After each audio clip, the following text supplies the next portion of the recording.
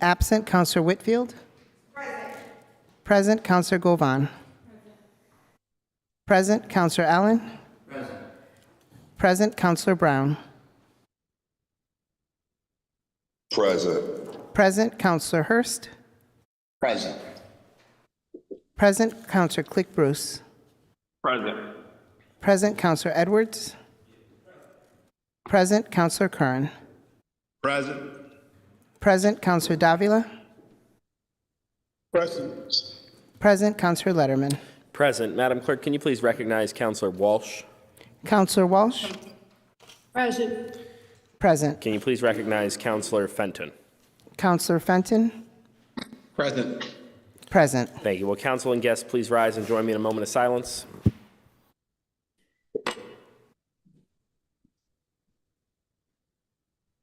Please remain standing for the Pledge of Allegiance. I pledge allegiance Pledge allegiance to the flag of the States of America, and to the republic for which it stands, one nation, under God, indivisible, with liberty and justice for all. Thank you. You can all be seated. Madam Clerk, please call the first item. The first item on the agenda is the stabilization transfer for tax levy. Acting CAFO. And just before we go to the acting CAFO, I want to hear a committee report from Mr. Allen, Chairman of the Finance Committee, as well as the Tax Factor Committee. And I do want to thank the members of the Tax Factor Committee, which include from the city, Mr. Allen, the Chairman of the Finance Committee, as well as our acting CAFO, Patrick Burns, and the community members, Diana Zinel from the Regional Chamber, Ruth Ann Hamilton Stutz, Ben Swan Jr., Freddie Lopez, and Mark Howard. Mr. Allen on the report. Thank you, Mr. President. Thanks for introducing them. That shortened my report a little. That was part of the report. I do want to echo what you said. Thank you to the people who were on the committee. We met twice before Thanksgiving on Thursday, the 16th, and we thought we might have tax factors at that point. They were not available. So we had a discussion about our committee and how we would operate and that sort of thing. And then we had a second meeting yesterday, scheduled at 4 o'clock, and it went to 6:30. It was a 2.5-hour meeting, and eventually we recommended a tax factor. Before I get to that, I just want to say that this is a difficult thing every year. I've had the pleasure of being in the chair of finance for a few different years of my council tenure, and this is a hard one. When we get to this committee, it's hard to get everybody in the mindset of the detail that's involved. So first off, I just want to say that it's a hard job, and appreciate the people who are involved in doing it. And the mindset of looking at the data that we look at, which is on the other side of this sheet, is difficult. It's particularly since we didn't have the data till yesterday. We really had to get the data, absorb the data, and act on the data all in the same meeting, which was 2.5 hours. So, the data and the new terminology kind of makes it difficult. And everybody who was on the committee, I appreciate your ability and your effort to contribute as best as you could. In looking at the, before we talk, the one other thing I'd like to say is that as Freddie Lopez just came up and spoke in the previous meeting, that the real issue, and he expressed some frustration yesterday, is there's not that much leverage we have, really. There's not a lot of tax factors that, the one that was recommended by the mayor is there's only 4 or 5 of them that are any better for the residents than that one. And that one was kind of acceptable through a lot of people. But the real issue is the budget. It's just, the budget growth is so big that it's hard for the tax factor committee to pull a rabbit out of a hat. Everybody has, we all face the issue of the budget being as big as it is. We accepted the mayor's budget last June, and no one on the council suggested any cuts, and therefore we didn't have to vote on any cuts. It's a difficult process to try to cut the budget. I've done it once successfully in my tenure of 14 years. But I think the main issue is, I don't know if the answer was budget cuts or budget understanding. When Freddie was just up there at the microphone, he suggested a budget review committee. And I just want to mention that was one of three different suggestions that came out of the tax committee, which are towards the budget and towards raising more revenue. And then we just got a recommendation from the first woman who spoke at the microphone just a little while ago. She said, could we do an impact of tax increase on seniors? That would be a separate committee. And then the senior property tax work-off. I don't know if we have that in play. I'd like to have the chairman of the Board of Assessors give us an update on that, Patrick. But before we get that, I will say it became clear at 6 o'clock or 10 after 6 we weren't going to be able to make a recommendation. And our job was to make a recommendation because it was just too much going on in the one meeting. So eventually, despite our dismay at the size of the budget and having to, to try to fund it, Freddie Lopez made a motion to accept the mayor's recommendation, which is on the green stripe on your tax factor sheet that everybody has. I can't remember who seconded it, but everybody voted for it except for Ruth Hamilton Stutz, who just came up to the microphone. She was on the committee. She voted against it, but Ben Swan Jr. and Diana Zinal, Patrick Greenhall, Mark Howard, and I'm missing somebody, and myself, we all voted for it. So it passed 6-1 with one person opposing it. So that was the recommendation, to go with the mayor's recommendation. And that's my committee report, Mr. President. Thank you, Councilor Allen, for that context. And now we will hear from the acting CAFO relative to the stabilization transfer to reduce the tax levy. Thank you, Mr. President. Patrick Burns, 90 Clemens Street, acting CAFO. The first order on the agenda tonight is to transfer in $2,049,066 to offset the tax rate. This is the money that was derived from the $45 million that was invested in T-bills. This vote does require a 2/3 vote. Thank you, Mr. CAFO. We'll go to debate, starting with Councilor Whitfield. Thank you, Mr. President. How much was invested in the T-bills? $45 million. $45 million from stabilization reserves fund? Yes. And that $45 million generates $2 million? Yes. That a little over $2 million. a little over $2 million. And how much was free cash last year? 67 million. $67 million of free cash, and $40 million came from Eversource, correct? Correct. Okay. And so the reason that I'm asking these questions is because it's important to note that we had $67 million of free cash last year. This year we have $17 million. $67 million of free cash, and the best we could do was invest it in the T-bill. Now, is that invested year over year? This was just for 12 months, but we can re-up that investment and maybe increase the amount.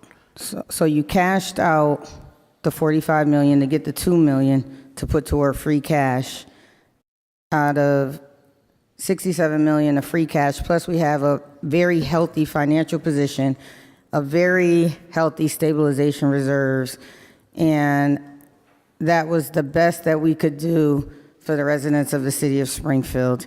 I think that looking at increasing that amount so we can give more of a lower tax bill to our residents in the city of Springfield would be a wise consideration.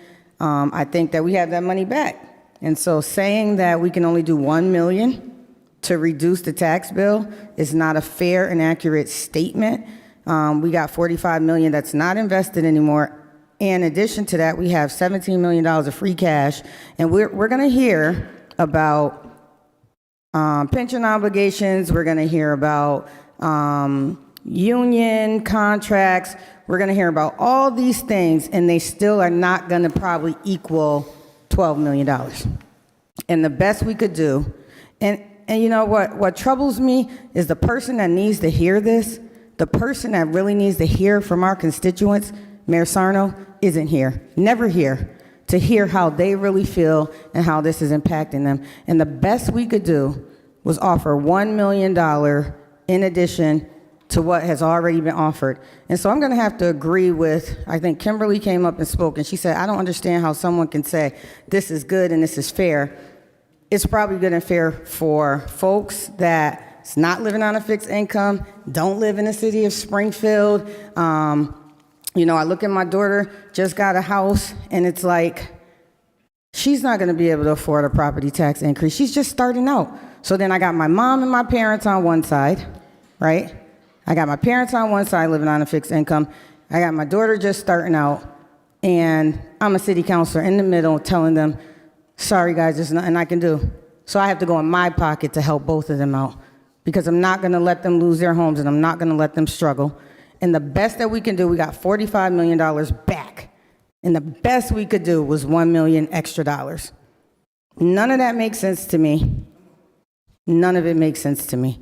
And I'm sorry, there's programs and all this, and when we look at the budget, and I say it every year, let's look at the budget, let's look at the revenue. I didn't vote on that budget. So when we say we passed the budget, that some did. I didn't vote for that budget. I did not vote for that budget. I will never vote for a budget that I know property taxes are going to increase for the residents of the city of Springfield. I also didn't offer cuts because you cut a line, that money is still in there and it's just going to go to something else. It doesn't just reduce the budget. It's cut and it goes to another program or another department because we did that before with the police department cut. And that $2 million that we cut just went somewhere else. Didn't reduce the budget. That's not how it works. I worked in finance for 5 years, 4.5 years. I know these things, right? So when we speak, we need to tell the full story. We need to tell the truth. And we need to just make sure our constituents understand what's going on. Because we can do more. I will not, just like I didn't vote on the budget, there's not a factor on this sheet that I will vote for. Because at the very bottom, at the very last line, the lowest we can go, because we have a max shift that we can give to the businesses and the residents. So we can shift more burden to the businesses, which I don't want to do, and reduce the taxes, the tax bill increase for the residents, but the lowest we can do on the average tax bill is $151, even if we go to the lowest. I can't agree with any factor on this sheet. I won't vote for any factor on this sheet because none of these seniors, folks on a fixed income, my daughter, my parents, and everybody that's like Miss Crump that left should have this burden. They should not have to sit in the dark. They should not have to sit in the dark to avoid paying more bills because taxes are going to increase. That is not fair to our residents of the city of Springfield, and we can do better. $45 million came back to us, 45, and we gave $1 million out of that. That's shameful. Thank you, Mr. President. Thank you, Councilor Whitfield. Councilor Fenton. Thank you, Mr. President. Pat, I want to thank you and your team for the work that was put into the T-bill effort. I know that this year there's a substantial property tax levy, and none of us are happy about that and about the need to come up with the money to balance the budget that was approved last June. But it is offset in part by this groundbreaking approach of having the ability to invest that money into T-bills. And I'm not personally aware of any other city or town in the Commonwealth that has taken that step and that has the type of reserve position that would allow us to do that investment that we were able to make last year. So I do think that it's worth acknowledging and celebrating the $2 million that money did generate, which is a first for the city and is the most that we've ever generated in the history of the city in terms of interest payments over a 52-week schedule, just a little bit shy of 12 months. I think it's a good program. and I think it's a program that we should continue to invest in next year. Last year when we did it, and I made the recommendation for that, the interest rates for T-bills at the time were about 4.25. Now they're up over 5.5. So the interest rate environment not only remains favorable, it is more favorable than it was 12 months ago. And, I would like to see the city continue that investment strategy for fiscal year 24 so that we can continue to provide this property tax relief. So thank you, Pat, you and your team, and hope to work with you on that for next fiscal year. Thank you. Thank you, Councilor Fenton. Is there further deliberation on item 1? Councilor Govan.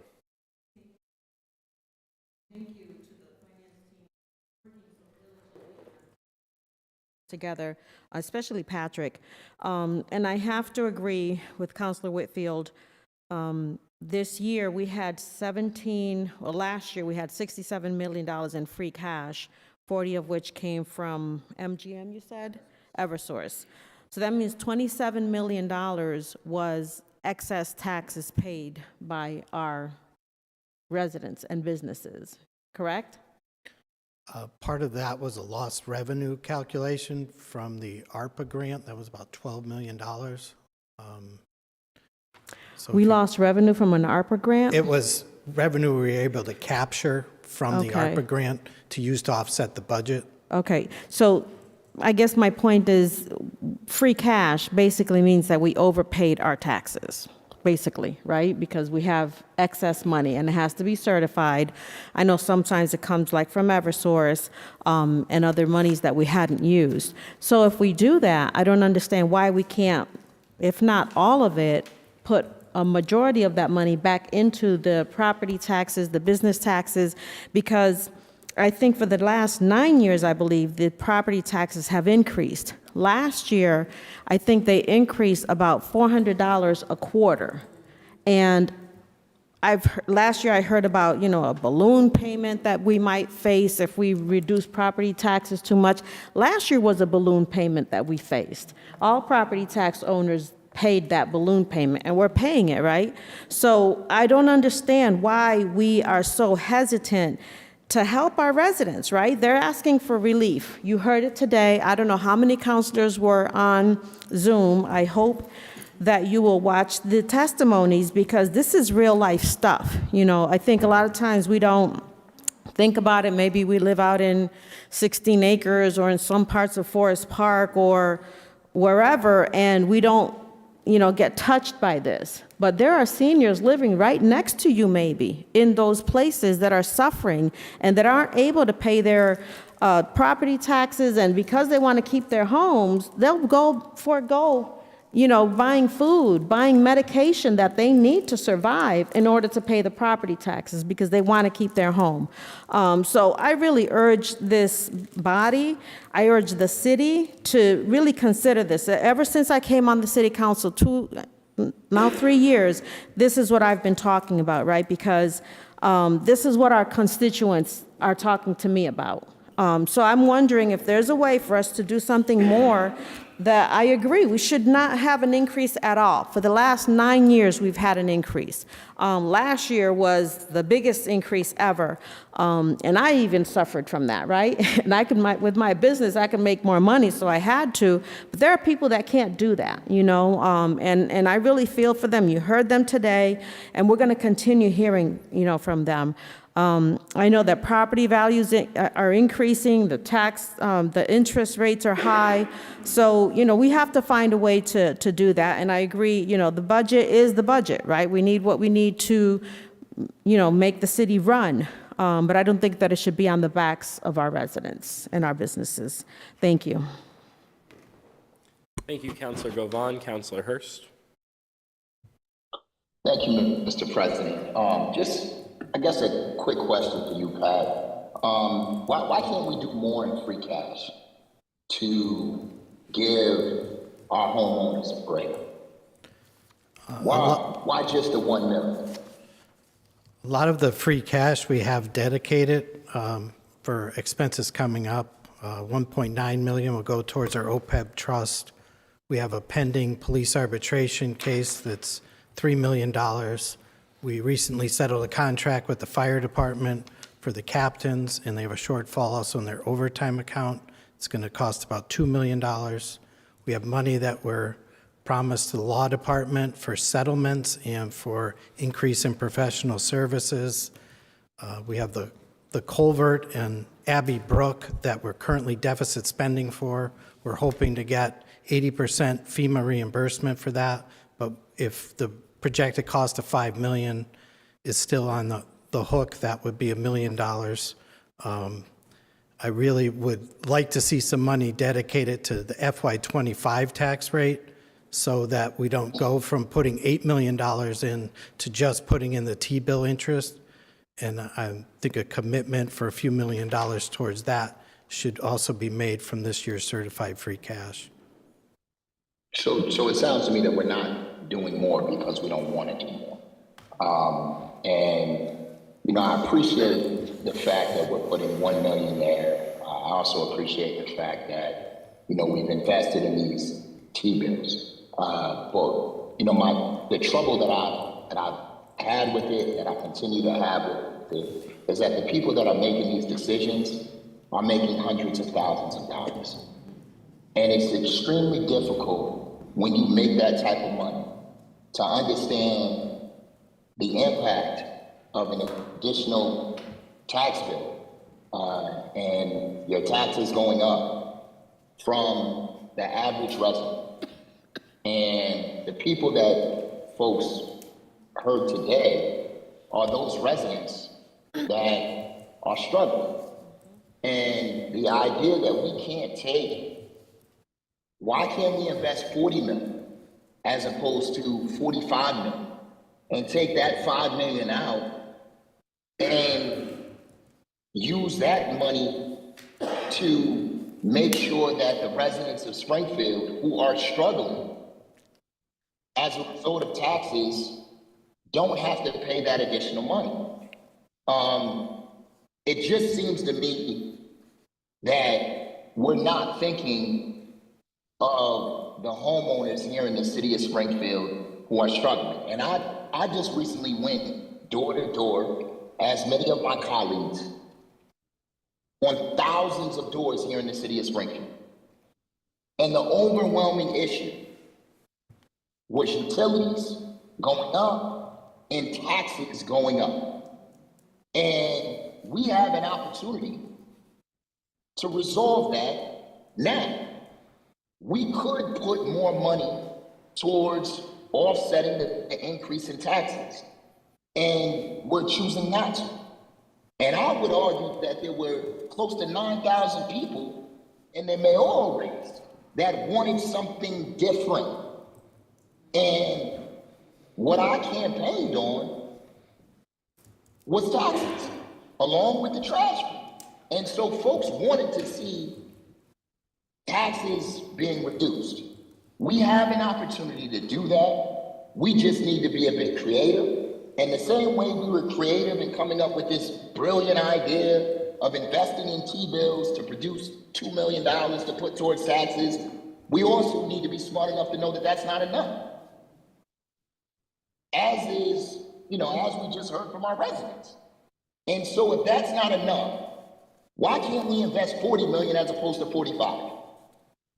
Especially as we think towards next year. And I just would, you know, conclude by saying, I mean, this is just another way to gentrify the city of Springfield. Because the people that are struggling are those who are impoverished and those who look like the overwhelming majority of the residents here in Springfield.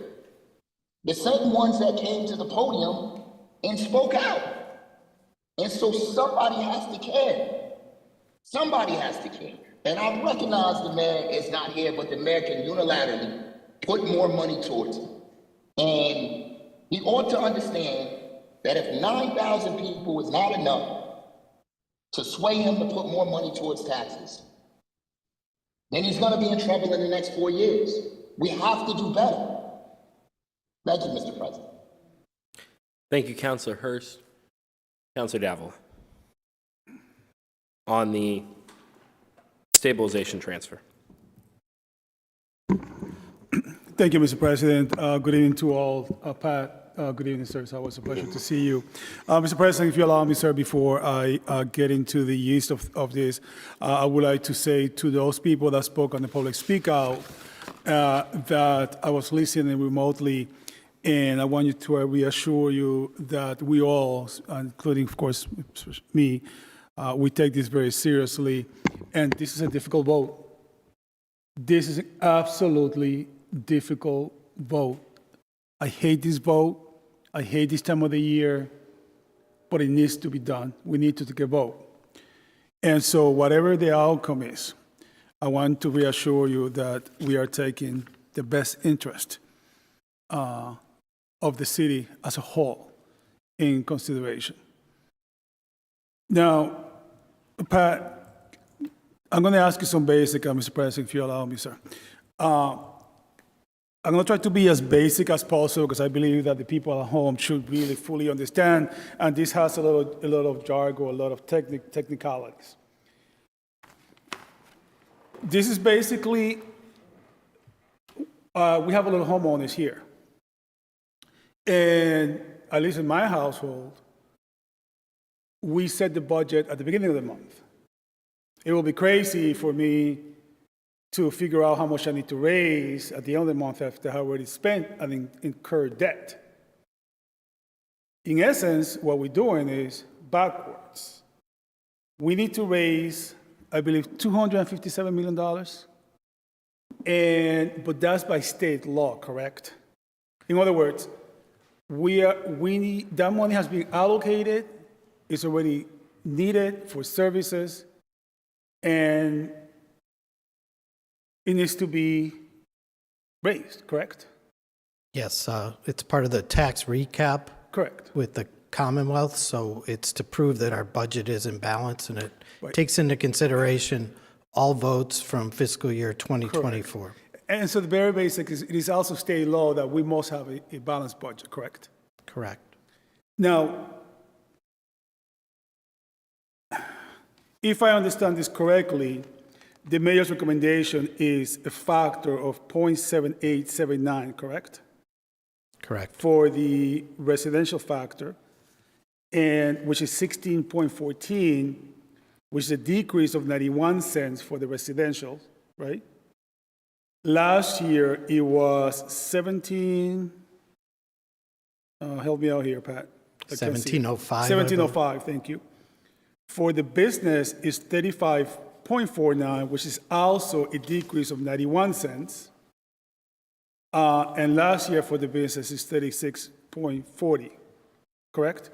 Correct.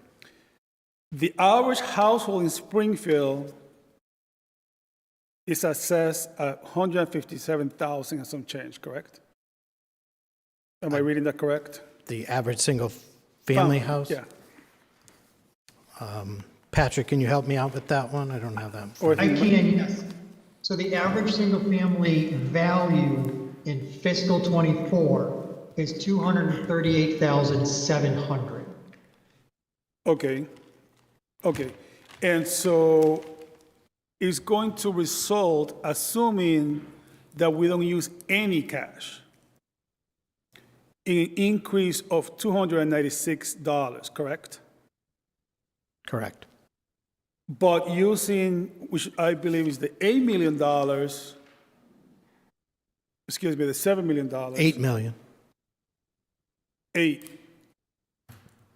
So I'm going to get to that in a second. I have an increase of $175, correct? So it's going down With the use of of the free cash. the free cash and the stabilization. So the free cash is $2 million in T-bills, right? $5 million that we allocated last year, and that's free cash as well. Yes, that's the FY22 certification. Got you. And so that's, sorry, $8 million, correct. And then $1 million extra that the mayor has recently announced, correct?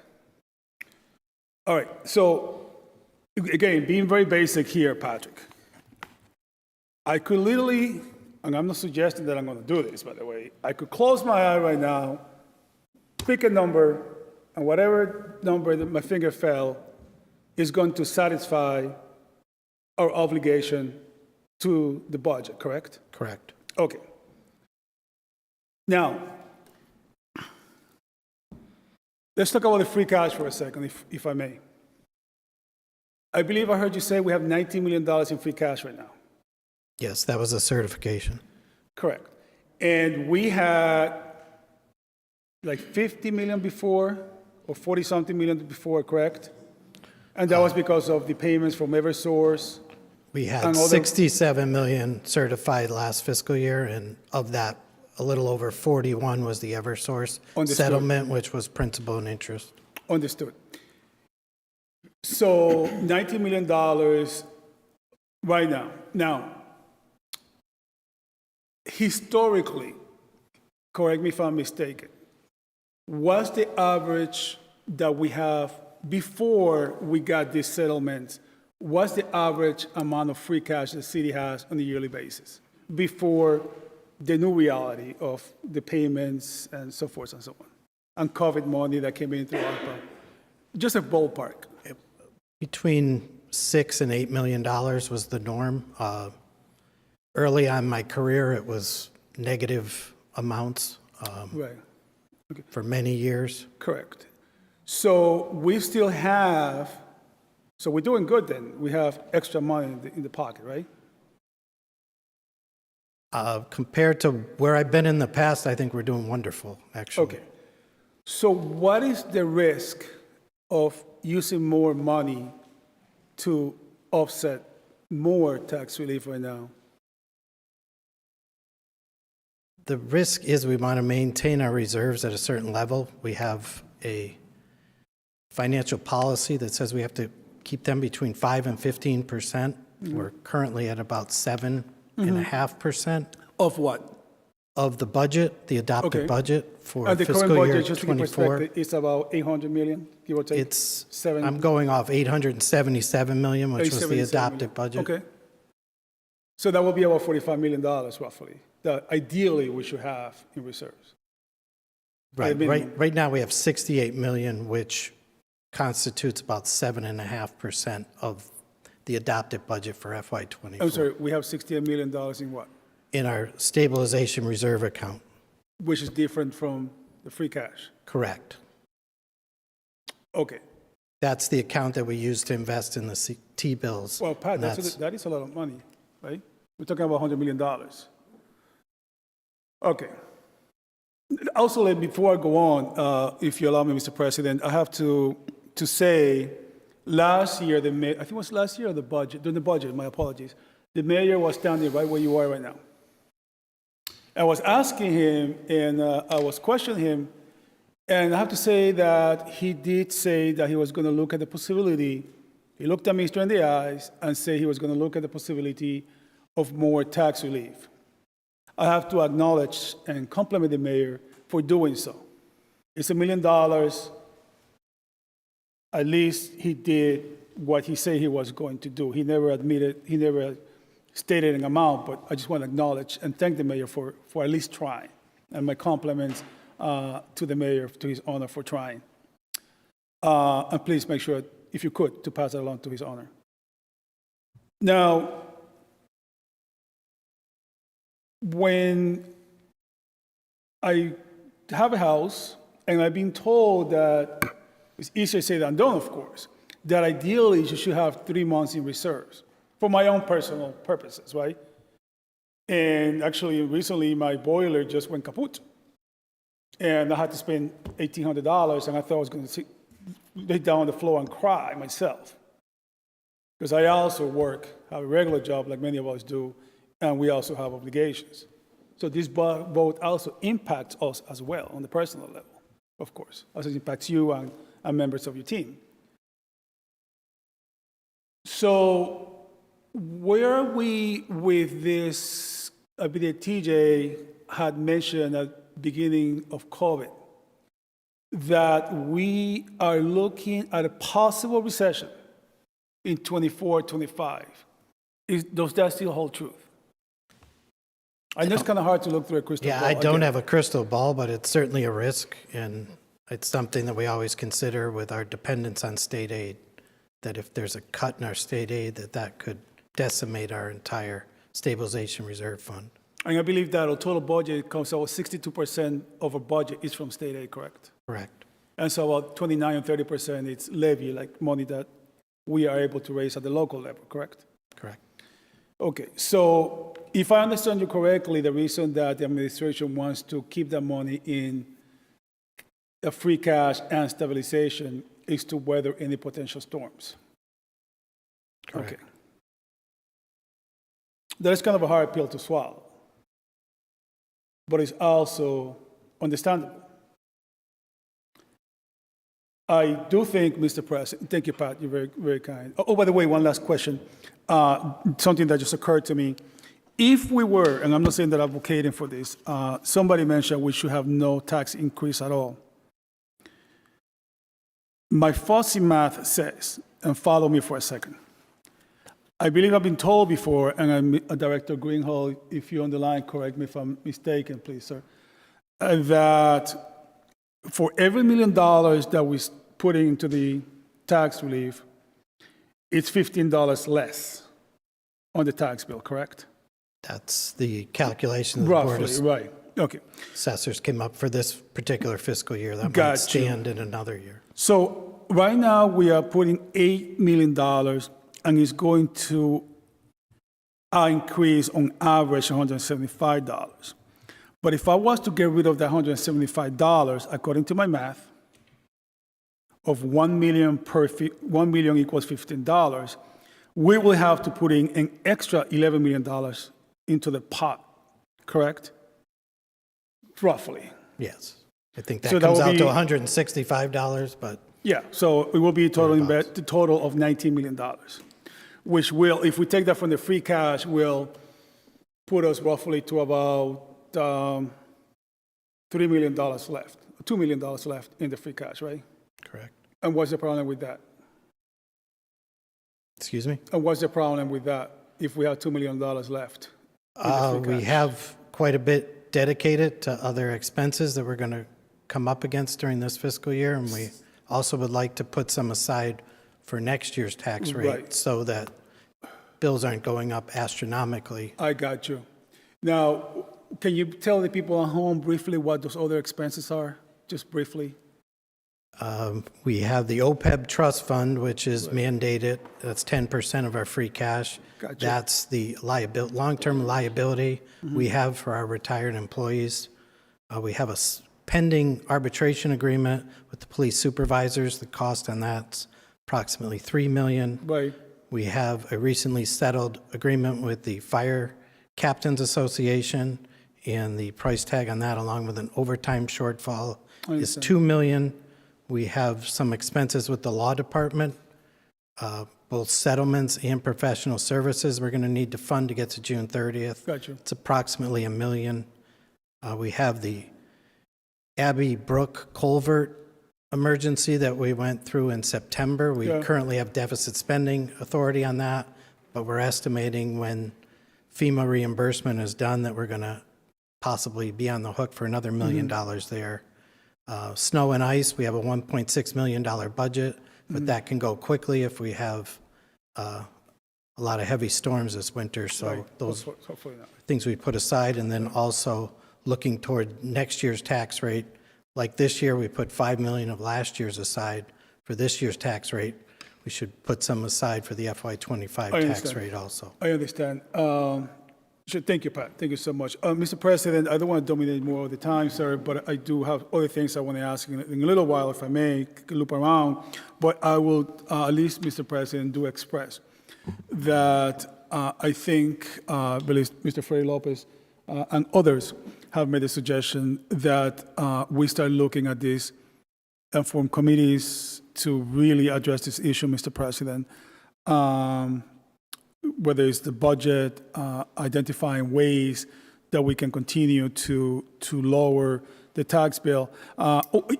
If you allow me, Mr. President, Pat, my last question: when did we start giving tax relief, and why? I believe the first time that I can remember was maybe in fiscal year 2011, we used $1 million of stabilization For tax relief for purposes? tax relief, and then it wasn't done again, I believe, until fiscal year 20. Believe Patrick Greenhall might have that exact information. I think he I had it in the do. PowerPoint. I'll take over, Pat. So we used $1 million in fiscal '21. And I think part of the reasoning there was, of course, it was the COVID pandemic. Property values were increasing substantially, so it was a way to offset some of the tax increases there. We then used $2.5 million in fiscal '22, up to $10 million in fiscal '23, and we're here tonight with $8 million to offset the levy. Thank you, Director Greenhall. Mr. President, I will loop around if you allow me to later on with more questions, but those are my questions for now. Thank you, Pat. Thank you, Councilor Davila. Is there any further discussion or deliberation on item 1, stabilization transfer? Councilor Walsh.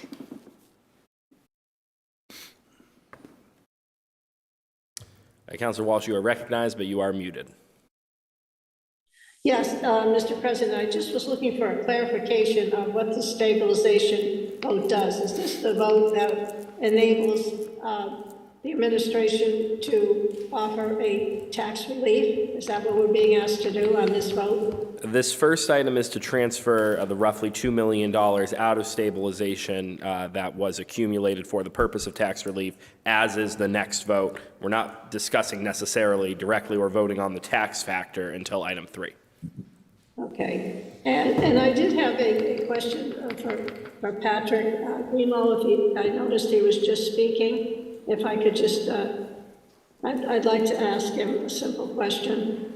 Yeah, Patrick, I don't know anybody that wasn't moved by the testimony that we heard in the chambers tonight, and I want to know what kind of and can we do more? Can we actually do more? Because no one wants anybody to lose their homes.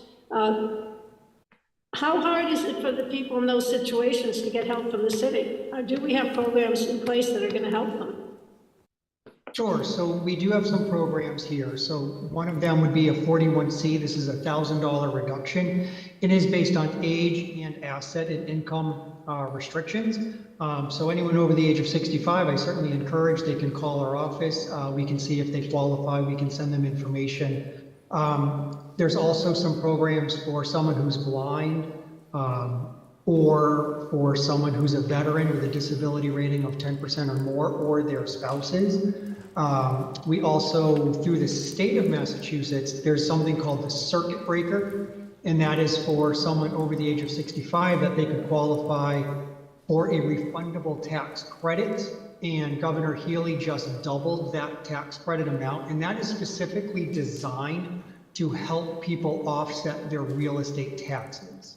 So I don't think we do enough to promote that, and especially now with the doubling of the tax credit amount. And I just kind of was trying to look up information on how many participants we have in the circuit breaker in the city of Springfield. If you give me one moment, I have some preliminary data from calendar 21, where the city of Springfield had 1,633 filers who received the circuit breaker tax credit, and the average was $909. So I would sort of encourage people to sort of look at those avenues and call us about the 41C program.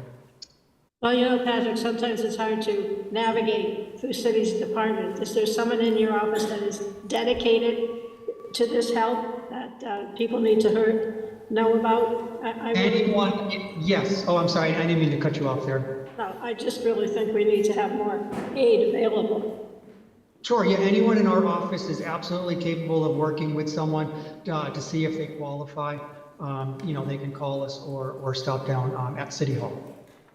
And also call 311. They have the applications as well, so they can also be mailed out directly to the taxpayer. Thank you. Thank you. Thank you, Councilor Allen, followed by Councilor Whitfield. I didn't raise my hand, sir. Councilor Whitfield. Thank you, Mr. President. Pat, I do appreciate you. I used to work with you. You are so professional and pleasant to work with. And I do want to say that I'm not being hard on you personally. This is not personal. It's personal for me because it's personal for the residents of the city of Springfield. And I do believe that you all do try very hard working to find, it's tough decisions that have to be made, and this is one. I still think that more could have been done. We have obligations that we have to pay. And just to be clear, some of this free cash is taxpayers' money. It's not just falling out of the wind and we got free cash. This is your money. And so the decisions that are being made with taxpayers' money should come from the taxpayers. We got obligations that we have to pay from law settlements that are misconduct, police misconduct, and some misconduct that happens right here in City Hall.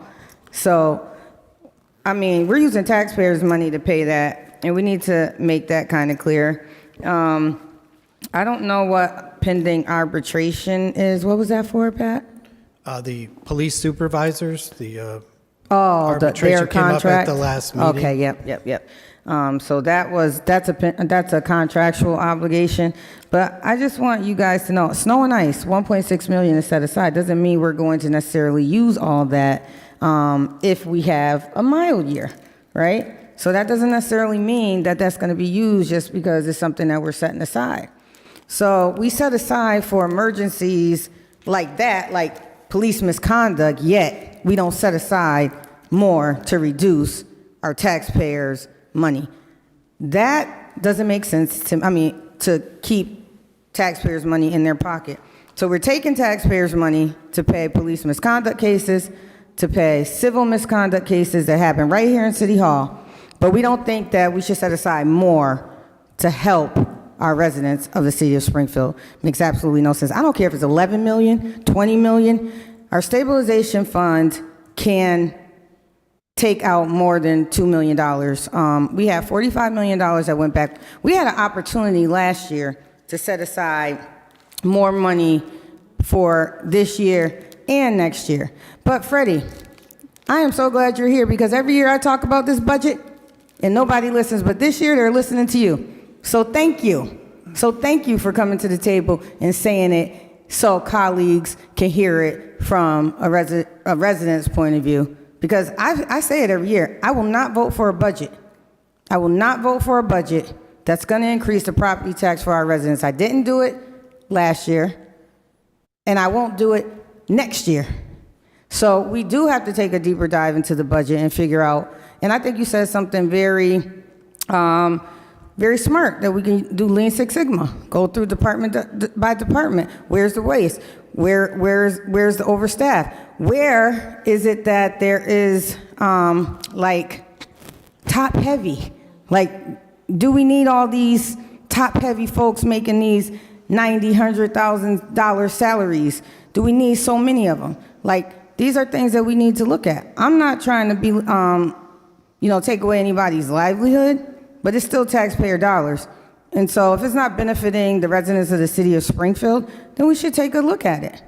And so to me, it doesn't matter the amount that we'll use of free cash because we're in the best financial position that we've ever been in. How many times do we hear that? How many times is that said? So why don't we take the best financial position that we've been in and do more for the residents of the city of Springfield?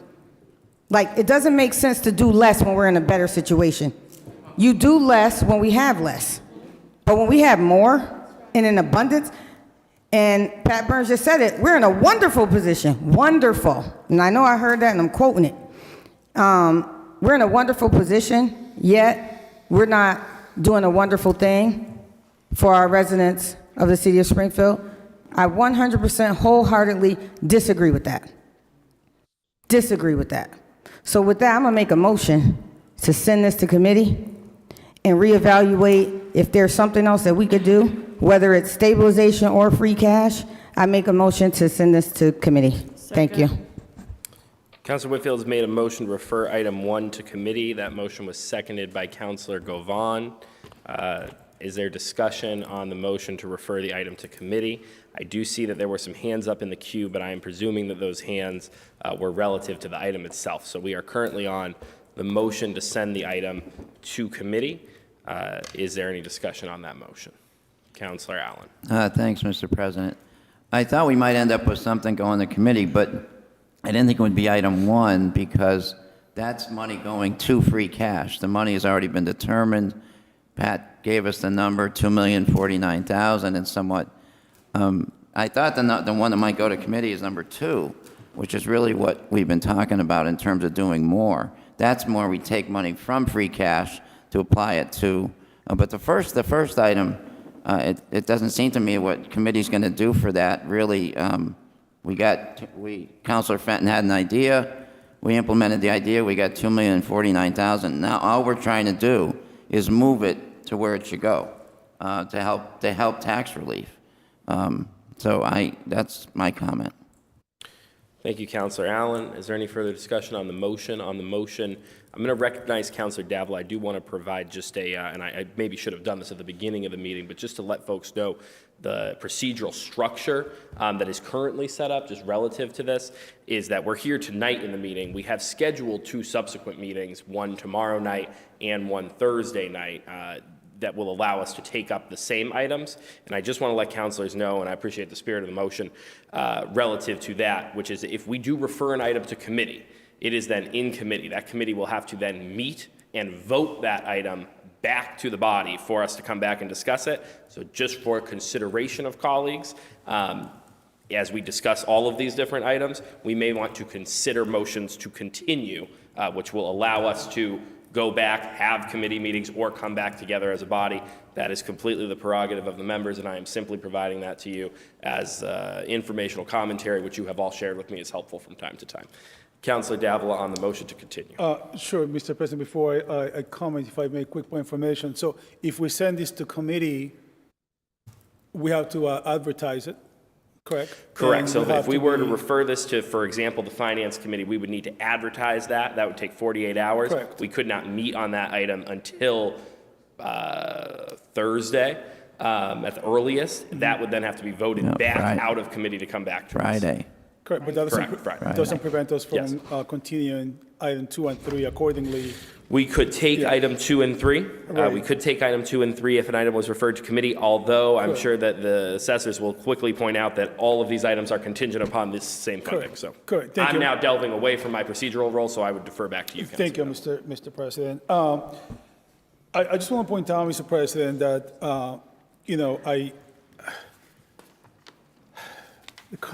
things are hard. I get it, things are hard. And no matter what we do, somebody, and correct me if I'm mistaken, Pat, even if we put in $90 million that I mentioned before, total, 8 that the administration suggested, and 11 that I just figure out with some fuzzy math right now, somebody in this city is going to have a tax increase, right? Correct. That's the average increase, so.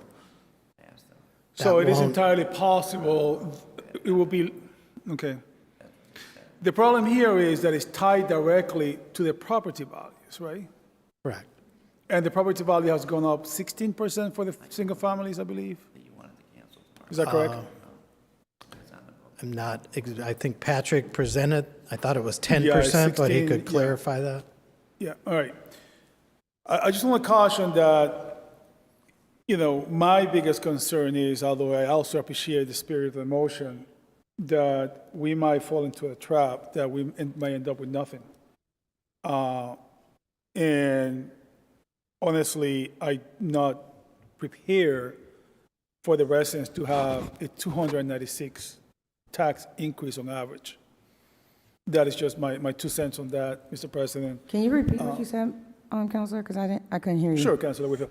I'm saying that although I appreciate the spirit of the motion, I am concerned that we may end up getting nothing, and that the residents may end up getting stuck with a $296 increase as opposed to $175.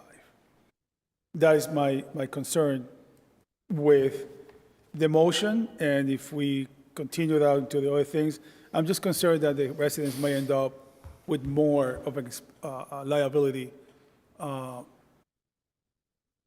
them. But that's just my comment, Mr. President. Thank you. Thank you, Councilor Davila. This is on the motion. Councilor Brown, followed by Councilor Allen. Councilor Brown on the motion. Thank you, Mr. President. One thing I wanted to, I'm fully understand that this is something that's very difficult to speak on.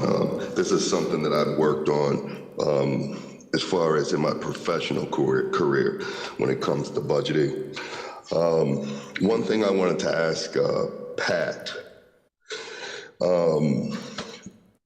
what are we doing? Like, well, when we're talking about the actual reinvestment, I know this is going back into free cash. Is that what we're saying? What we're voting on now is the interest derived from an investment from stabilization. That was a $45 million investment. So Yes. we're good. We're going to take this money and put that towards reducing the tax rate. That's the vote on the table right now. Yes, I understand the vote. What I mean, let me clarify a little bit better. When we're talking about this funding that we're reinvesting, I think really what the problem is that we're still using stone tires on a 2023 car, and we're wondering when are we gonna, let's fix gas. Now, what are we investing in? What are we investing in energy efficiency? Did we put anything as far as what are we looking for as far as fuel efficiency, say on our police and fire department vehicles? Do we have that? Are we looking to be more energy efficient so we're not, are we keeping up with the time so we're not still paying the same expenses when it comes to energy efficiency and fuel efficiency? Are we working on that stuff? Are we investing? Because you have to invest in it in order for it to actually come into fruition. Are we investing in that? We do have some investments, and that would be more of a question for the Department of Public Works. In terms of electricity, we are investing in solar. We're doing several innovative programs with the Park Building Recreation Department to try to save money on electricity, natural gas, locking in for rates for several years. Because I don't want to. So what we paid as a city, our energy bill, right, through the departments, I would think that is going up and not down, correct? Correct. Why aren't we taking money to address that matter? Because you can actually invest money in that infrastructure and it will go down, lessening the burden on the taxpayer and the city, correct? Correct. So why are we sitting here each year? Because fuel is going up each year, and when we do not put money into that actual address that with the fuel rate going up, doesn't that make our bill go up? Yes, that all factors into the increases in the budget. So, like my colleague, Councilor Whitfield was saying, wouldn't it be wise to kind of take some money and invest more of it in something as far as fuel and energy efficient and increasing? I mean, we're gonna have to pay. Why not pay some more now to reap the benefit as far as lowering our fuel costs and our electric costs? Did you guys ever consider doing that? So, because each time we come, the electric bill is getting higher and higher.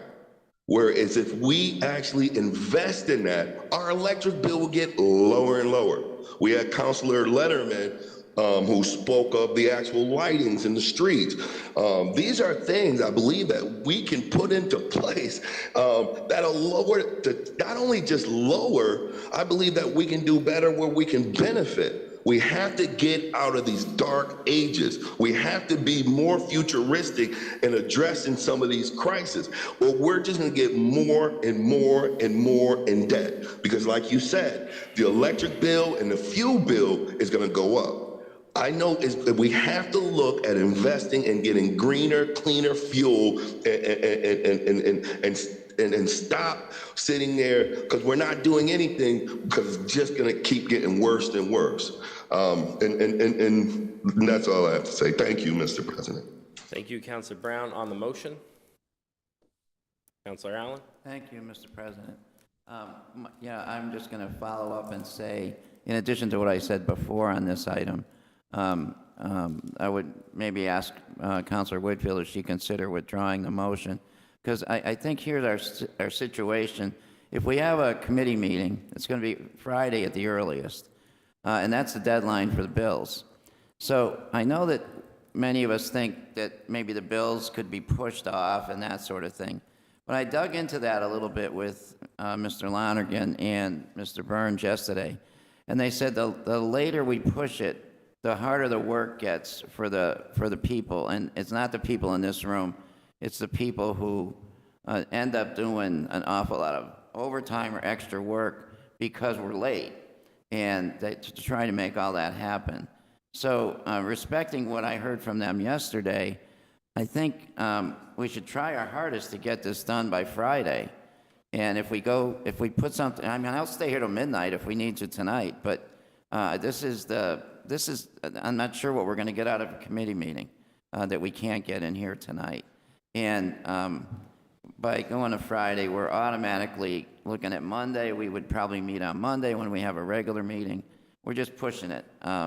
So that's my suggestion, or at least my information that I think we all should consider, because if we push it, the work's going to fall on the rank and file, is what Pat and Steve told me, in addition to putting us at the risk of not getting the bills out on time, the February bills. Thank you, Mr. President. Thank you, Councilor Allen. Councilor Whitfield, on your motion. Thank you, Mr. President, and I really appreciate all of the discussion from my colleagues. I wanted to just make a couple points before I make the decision. First, we can increase stabilization. We can take more out of stabilization than the 2.4 million. That can be done. We're at 7 point something percent right now. The lowest that they want to go is 5%. So I just wanted to say that we don't just have to take, because from what I heard, a lot of the free cash is already tied up in obligations. So Pat, when we talk about the obligations that the free cash is tied up in, how much do we have left? I'm estimating about $5 million. It's about 5. So about $5 million, and even if we gave $2 million, that's what, $28, $38 off the bill. That'd be because he wants to save some for next year, right? So it's either going to be all of the $5 million, some for next year. So in essence, we still need to take more money out of the stabilization fund, like Councilor Hurst said. Instead of investing 45, invest 40. Like, that's not that much of a decrease. And so that's why I had considered it. The other reason that I wanted to send this to committee is because I made a request that I can't be here tomorrow. And I said it early on, as soon as we got the schedule.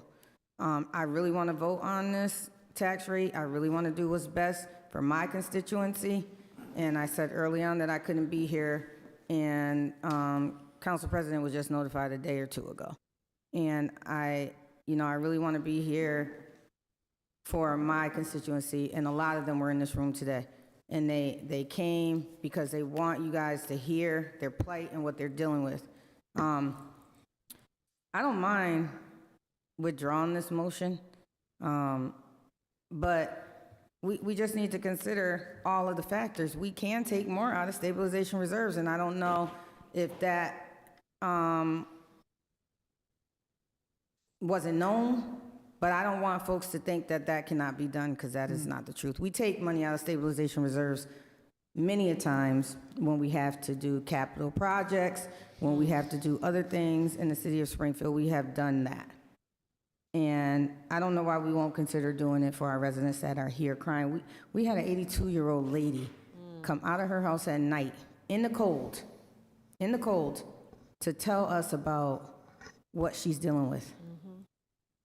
What she's dealing with. And while people will talk about how it pulls on their heartstrings, where's the action? We're supposed to be an action-orientated body. Not, okay, I feel sorry for you, but we got to do this anyway. That is not how it's supposed to go. And I have personal stake here. I have elderly parents that are in the same situation. I have a young, up-and-coming person that we want to keep in the city of Springfield who probably won't stay because she can't afford it. So I'm going to keep the motion. Councilor Whitfield's motion to refer the item to committee is on the floor. Councilor Govan on the motion, followed by Councilor Allen. Thank you, Mr. President. I agree. After hearing what I heard, I think that sending it to committee would give us an opportunity to rethink it. I like the idea of possibly taking another $5 million from the reserve for this purpose, because Councilor Whitfield is right. You know, we do use some of that money for other things, projects that maybe the city, you know, is putting in front and think that it's a priority.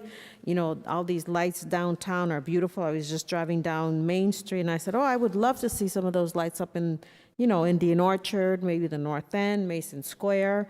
And I know, you know, money is used all the time, but I feel like whenever we need it for our residents, it's always a no, you know, or it's wait till next year. And that's not right. You know, I think this is next year. You know, we're here talking about what we talked about last year. Next year, we're going to maybe do something. So I think we should do something now. And I think sending it to committee would give us an opportunity to listen to what the residents said tonight, to really take it to heart and research it, right? Think about how many people in the city are really in those positions, right? Those are only like maybe 8 or 9 residents that came out, maybe about 10, and we got an email from a lady. That's just a percentage of our population. So if these people are hurting and are living in their houses with cold and coats and gloves, and, you know, that's not right. They should not be living their elderly years like that, you know. So I think sending it to committee is a good opportunity for us to rethink it and maybe do something for our residents. Thank you, Councilor Govan. Councilor Allen on the motion. I would just say, thank you, Mr. President. This is my 3rd time speaking on this, and I know it's only supposed to be twice, so thank you. You're welcome. I would just say to Councilor Govan's point that the committee thing delays us a week, whereas we can have the same conversation tomorrow night or Thursday night without putting it in committee. I'm not sure I see the value of committee. Normally, I do, but we've got 3 meetings on the books already to discuss this, as long as we need to go. Yeah, 3. We have 3 more meetings booked? What's tonight, Tuesday?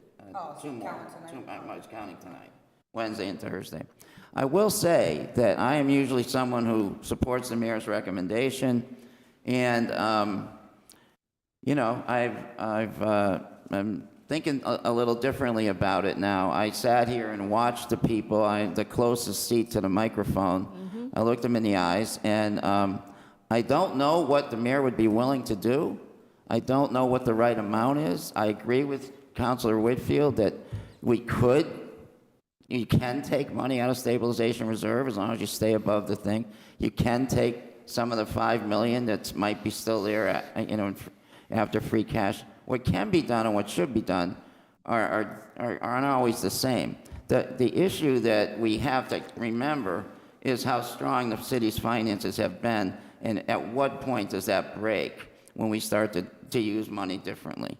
And I agree it's not going to break now. Things are good. There's $68 million, et cetera.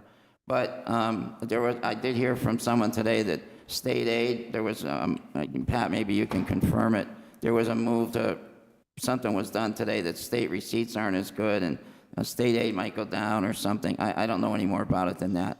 But I will say this, I did call the mayor's office today, and I said, look, we're looking at a difficult meeting tonight. I talked to the Chief of Staff, Tom Ash, and I just said, I don't know how the meeting's going to go, but I kind of was trying to set the table for the possibility of a further conversation. So I'm not sitting here and not paying attention to what people are saying. I'm trying to do things that you respond to what the residents are saying. They made a compelling case tonight for how difficult it is to live here. Unfortunately, we have a budget that we have to fund. So I'm not sure that I know the right solution, but I am willing to consider, talking to the mayor or whatever. I started a conversation today, and Tom said to call him tomorrow with the results of tonight's meeting. So, I think we need to just, we've been talking about tax relief. Some of the numbers that are available, there's probably some wiggle room there. I don't know for sure. I don't know all the things, but I did go through free cash with Pat today, and it came down to about $5 million that wasn't necessarily didn't have a label on it, so to speak. And, some of that was going to go potentially for more, say $1 million for additional tax relief this year. And, maybe a couple million for additional tax relief next year. That's not a proposal. That's just kind of what it was thinking about. How much was left after the things that were mentioned before. The things that were mentioned before, they're obligations, and we have an obligations are a pain in the butt. I mean, we have obligation to fund the pension. We have an obligation to fund the budget. And so I don't think there's ever as much money available as we think, but I'd say I could argue that there is some money potentially available. I remain committed to saying we shouldn't put anything in committee, because that puts the people who will have to work till midnight next week or whatever to make this thing work, that we should show some respect to them. And I asked the question so I'd be able to speak to it tonight. There's 3 more days this week. Committee, we don't need committee or anything. There's 3 more days this week to work on this so we can get something approved. We could speak to the mayor and see where that goes. We could speak to, we can assure us that Steve, that they have enough time if we get the thing done by Friday. Then we have 3 more days. I don't know what, committee just stalls it, and we got a discussion going right now, so why don't we just keep in that direction? I do think that this committee motion, even if there was a committee motion, to me it doesn't make sense on item 1, because that's money coming to tax relief. I don't think there's anything to discuss on that other than that we made $2,049,000. Anyway, that's my comment, Mr. President. Councilor Whitfield on your motion. Okay, just to be clear, we do have 2.4 million coming for tax relief, but it could be 5.4. That's the point. 7.4, that's the point. So I just wanted to be clear on what that point is. And then you make a comment. Steve, can you please come to the podium? So tell us how late your team will have to work and how hard your team will have to work if this is delayed by, let's say, next Wednesday. What we're talking about is more the schedule, Counselor. If we don't get the bills in the mail by December 31st, they're not due until May 1st, and the taxpayer will get a bill saying the 2 quarters then due May 1st. It would destroy our cash flow because we'd have no money coming in. It's a general gist of it, or a good chunk of it. The schedule that we have is if everything's voted by December 1st, we have to get the billing file to our printer, Kelly Ryan, because they're scheduling throughout the state by December 13th. If we do not get by then, they cannot guarantee we'll get it out by the bill in the mail by December 31st. The other additional part of that is with the state, if we don't get the bills out on time, we also would have to ask for permission to issue a 3rd quarter preliminary bill, or we wait till May 1st. So It's a very cumbersome in that regard. There's a lot of moving parts because we have things linked to the bill, et cetera. You remember from your time, it's never fun. And so we have to go through all of that, test it, make sure the bills are correct before we issue them. Because the worst thing in our mind is if we send out a bill and all the taxpayers come in and go, what do you mean? I got charged X thousands of dollars and it should only be Y or something. So we want to make sure we send out correctly, make sure the bills themselves are correct, make sure the printer gets them on time. That will also go then forward and make files to go to the escrow companies to make sure they pay it too. So I'm glad you said from my time here, because from my time here, it didn't take a full 2 weeks For the printing, it does. to get it done. It takes between what assessors do and IT have to do, and then what we do to review it, to get the file to So Kelly. nothing's prepped ahead of time? Like, there's nothing prepped right now? We can't put anything until the tax rate's set. And We have this stuff, I won't talk for assessors, but we have their deed updates and all the updates here, but to do the actual bill, we can't do it till the recap's approved, and we can't do it till the rate's set. And then we move pretty quickly, we dedicate our time to it, but it's a full-time deal. It's not something we can do overnight. And I do feel for you and your department. You know. I know. I love you, and we got a great relationship. However, I will stay here to 12 o'clock at night as part of my job to get the job done. Sure. On top of work another job, on top of having a family, on top of having 4 foster kids, on top of. Right? I understand. And so while I sympathize, I even empathize. Let me say I empathize. It's still part of our jobs, right? It's not still part of our disputing that. jobs. We have a job to do. We got to get it done. And I even like and respect your staff a lot. They do a great job. They do an excellent job. And so this isn't belittling them, but sometimes we got to do things that we don't want to do. One of the things that I don't want to do, Steve, is increase this tax bill for the residents. And so if I have to stay to midnight, if I have to go to an additional meeting on a Friday, if I have to, whatever I have to do to fight for the residents of the city of Springfield, that's what I'm willing to do. And Counselor, just towards And that. some of your staff also are homeowners, Yeah, and they will absolutely. also feel that increase. What I'm saying is, in my staff, and we'll just use my staff because you brought it up, I have no problem staying here till midnight if I need to. That's what I'm here for. A large part of my staff is union, so by their contract, we cannot unless we're paying them time and a half. The ones that are not bargaining, there's actually only a few. There's really not as many. They would stay too. They have no I'll problem come doing help it. you. Okay, it'd be nice having you up there, that'll work. And we're trying, the main thing I'm trying to get across though is that we're looking at a hard deadline of December 31st of getting the bills in the Yes. mail. Yep. The printer, from the printer themselves, they're like, it's 2 weeks. And right now, because one of the printers in the state that did bills went out of business. And so now it's pretty much 1 or maybe 2. And every city and town in the state is doing the same thing at the same time. So they have scheduling conflicts that are a problem. We have a good relationship with our printer. We always have, but they're not going to say, okay, everybody stop until Springfield gets it to us. They're going to say, this is the time we can do it, and this is where we have you scheduled.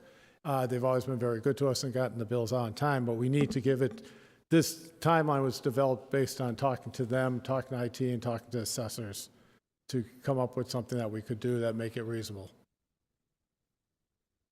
Thank you, Steve. Thank you for the explanation. I still stand where I stand. I know. I respect you for it. Sometimes we got to work harder and do things that we really don't want to do. Absolutely. To do the right thing by people, and I'm willing to do that. So, can I move the question? Yes. I would like to move the question. Motion has been made to move the question by Counselor Whitfield. I haven't spoken on the motion yet, and I did have sorry. a question to Patrick Well, Greenlaw. I won't move the question. I want to hear Counselor from Walsh has Counselor withdrawn, Walsh. or Counselor Whitfield has withdrawn her motion. Counselor Walsh followed by Councilman Davila. Okay, so Councilor Whitfield withdrew her motion. Patrick, I believe you said in the meeting yesterday when we were discussing this that December 1st was an arbitrary date. Is that correct? Internal deadline, right. So the statutory deadline is to get tax bills out by December 31st. So what we have to do is take that date as a deadline to get the bills out and back up all of our work that we need to do, the assessors, the treasurer collectors department, the IT department. So we back up from that December 31st date. Once the factor is determined by the city council, we do have to submit that and all of our financial information to the Department of Revenue to ensure that we are in balance. So last year, that took approximately 5 or 6 days once we submitted it before we got the approval as well. So the December 1st is an internal deadline, but it is based on a statutory deadline. Okay, thank you. Welcome. Councilor Dabble. Thank you, Mr. President. Steve, question for you, sir. And I have a question for Pat. That since we're talking about deadlines, so if we were to, if we are late, we need permission from the state, correct, to send the bills late? If we want to send out a preliminary third quarter tax bill, we would need to get permission from the state. They're going to probably ask us why we didn't get out on time. And Patrick's right, and I'll let Pat talk more about it. Once you submit the tax recap, there is a time delay because every other municipality is also submitting it or in the same general time frame. I understand. So that will be another obstacle. I'm sorry, what's That that? will be another obstacle to getting. Yeah, there's another, we factor that into, we tried to factor that into the schedule so that, Right. A, no one is going crazy, but also that the stress level of making sure we get it out on time I understand. is lower. I understand. Thank you, Steve. Patrick, if I may, just a quick question for you, my good sir, if I could. So stabilization funds, I think we have pretty much established that getting money out of the free cash might be very impossible based upon the obligations you already have. So let's talk about the stabilization fund. I think you said we have $60 million or some change in the stabilization fund right now? 68 million? 68 million is on the stabilization fund. And that's about 7% of that is recommended. So it goes from 5 to 15%. So talk to me about at what point, again, because I'm thinking, and it's difficult for me because I'm trying to balance the need of now versus the need of later, right? I do know that if I'm hungry, I want to eat now. I don't want to. Don't tell me, wait, you can eat tomorrow. I'm very sensitive to that. But I'm looking at the bigger picture here, Pat. So we have an obligation to the entire city. So at what point, I do believe that the amount of money in the stabilization funds and the reserves does impact our ability to bond money, correct? Correct. That's where the 5 to 15% comes from. That's best Correct. practice. And so right now, what's our bond status? Is it minus AA? Is that what it is? Yes, with a And what's the best? Plus AA? AAA plus. AAA, okay. And so the lower, just like the interest or the credit score, I guess, it would be like a credit score for cities and towns. So if you have the worst credit score, your interest rate is going to be higher, correct? Same thing in this case. If a bond rating is lower, our interest rate is going to go up, which is going to impact our ability to raise money if we need to. Correct? Correct. Okay. And where are we in terms of wiggle room that it may affect us if we take money out towards tax relief?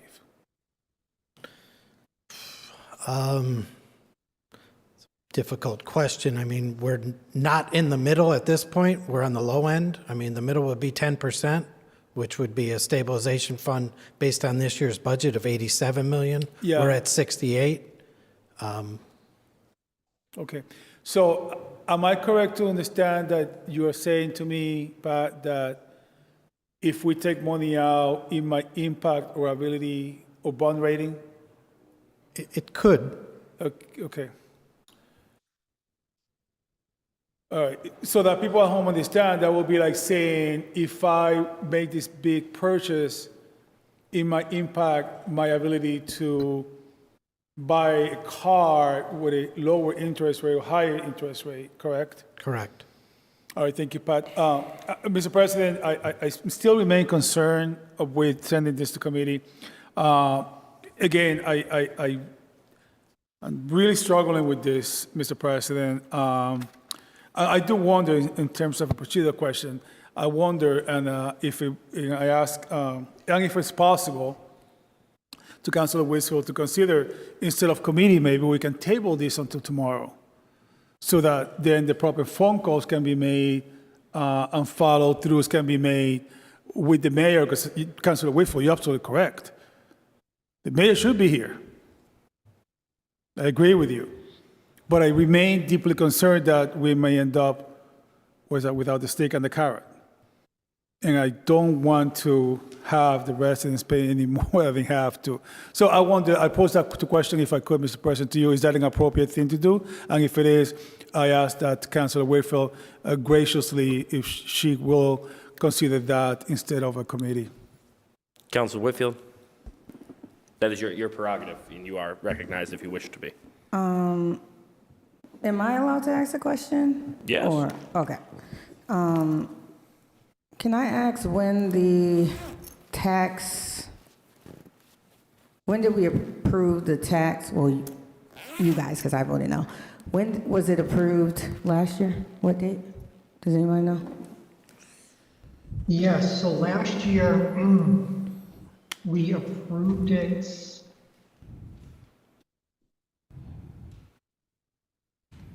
on December 5th. December 5th?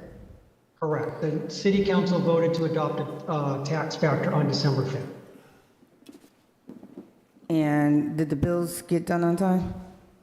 They did. The Department of Revenue didn't approve our tax rate recap sheet until December 12th. I would note that it certainly did cause some pressure and stress for various departments here because of that delay. And, okay, but it got done because it's causing pressure and stress for our residents. Did you see Ms. Crump and the pressure and stress that she's under? Did you see the retired school teachers and the pressure and stress that they're under? Did you see Erica and the pressure and stress that she's under because her mother cannot afford her medical bill? She got to make a decision between medicine or a tax bill. Did we see these things? So it's pressure and stress for me because I don't know which way this is going to go. But what I do know is I can fight for the residents. The majority of folks in the city of Springfield cannot afford this increase. And so some of us might be looking through a minority lens, and that's not an equitable lens. And we got to start looking at equity for all in the city of Springfield, not a selective few, not friends, not family, not the ones that we are normally around, not our little groups. We got to start looking at equity for all. It broke my heart that Erica sat in here and cried. And this is not the first time I've heard this story from her. It's not the first time. She has a disabled sister that her mother takes care of. And you know how many other stories are like this? And it's not a distinction between races. I get everybody calling me on taxes. Even folks in 16 acres in East Forest Park struggle. We always compare to those neighborhoods. My parents live in 16 acres. My aunt lived in East Forest Park. They're all seniors and struggling and cannot afford another tax increase. So it doesn't matter where you live logistically. It's what you can afford. And so I appreciate the work that the staff of City Hall does on these tax bills, but they don't have to do this all year every year. This would be one struggling time. And if we could approve it on the 5th last year, well, we have an opportunity to approve it on the 3rd this year. That's still more time than last year, because the 3rd is Monday. And just to be clear, the reason that I want to send this to committee and not continue, Councilor Davila, is because I want to be here to fight another day for the residents of the city of Springfield. And unfortunately, tomorrow's not it. I can't even be virtual because of my other job obligations that was scheduled way before these meetings were set. And I know that that's personal and it's not all about me, but it is about the constituents, and I want to fight, and I want to fight to the end to do what's best for them. Now, if the mayor doesn't agree, if the mayor doesn't give more, or chief of staff, then that's on them. That's something that they're going to have to explain. But no one's going to say that Tracy Whitfield, city councilor at large, did not do the best that she could for every resident in the city of Springfield, because everyone suffers. Not every single person, but folks suffer in every neighborhood, every background, race, ethnicity, religion. We got folks suffering. And they can't afford this. Like, we had 9, 10 people come to the public speak out that spoke. We had others here that didn't speak, but wanted to show their presence. I wish more would have showed up. We had some virtually, but they just didn't. And so I can respect and appreciate that folks want it to be continued till tomorrow. I won't be here to fight another day tomorrow. And I want to be here. I want to be here to vote. I want the residents to know that until the end, I'm putting them first. So my motion is going to stand, Mr. President. Thank you, Councilor Whitfield. Councilor Fenton on the motion. Thank you, Mr. President. I would like to make a motion to move the question, and the reason is that I have a scheduling issue tonight. I teach a class at the law school on Tuesday nights. It starts at 8 o'clock, so it starts in 7 or 8 minutes. Second. So I will have Second. I will have to log off. I will have to log off at that point.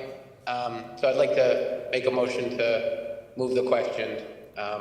Actually, the class I'm teaching is corporate finance, so I think that's a little ironic. But I will make a motion to move the question, Mr. President. Second. Thank you, Councilor Fenton. The motion that Councilor Fenton has made has been to move the question. That motion was seconded by Councilor Govan. And before we take that vote, I want to make abundantly clear that the schedule for this process was made following the recommendation of this administration and the Board of Assessors based on their understanding of when we would have the numbers that we needed and based on their assertion of when they needed these numbers by, as was the schedule last year. So I want to be abundantly clear that the City Council has indulged the Board of Assessors and the administration in both years that I have led it relative to when we held these meetings. Madam Clerk, please call the roll on the motion to move the question. 2/3 majority vote is required. On the motion to move the question, Councilor Walsh. Yes. Yes, Councilor Fenton. Yes.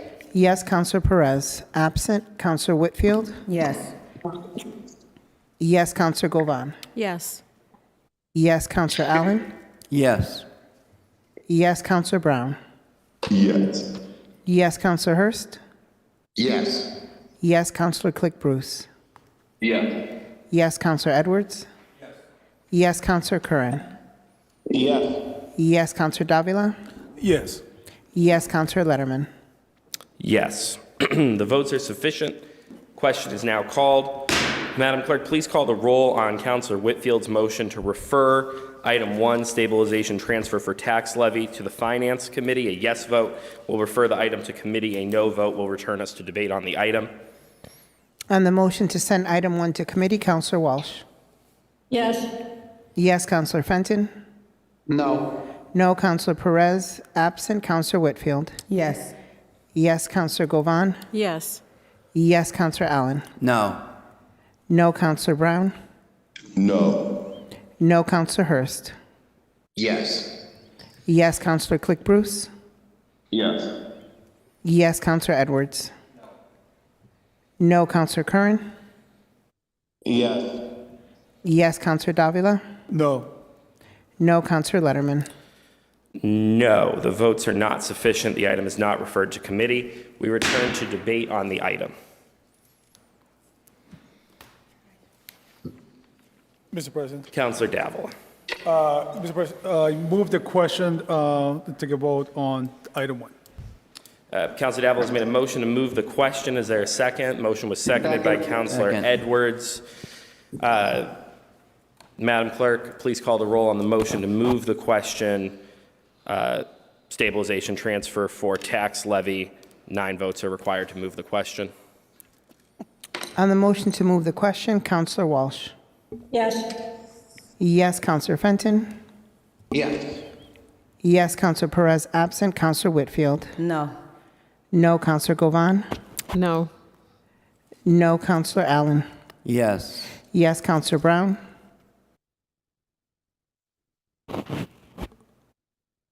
Counselor Brown.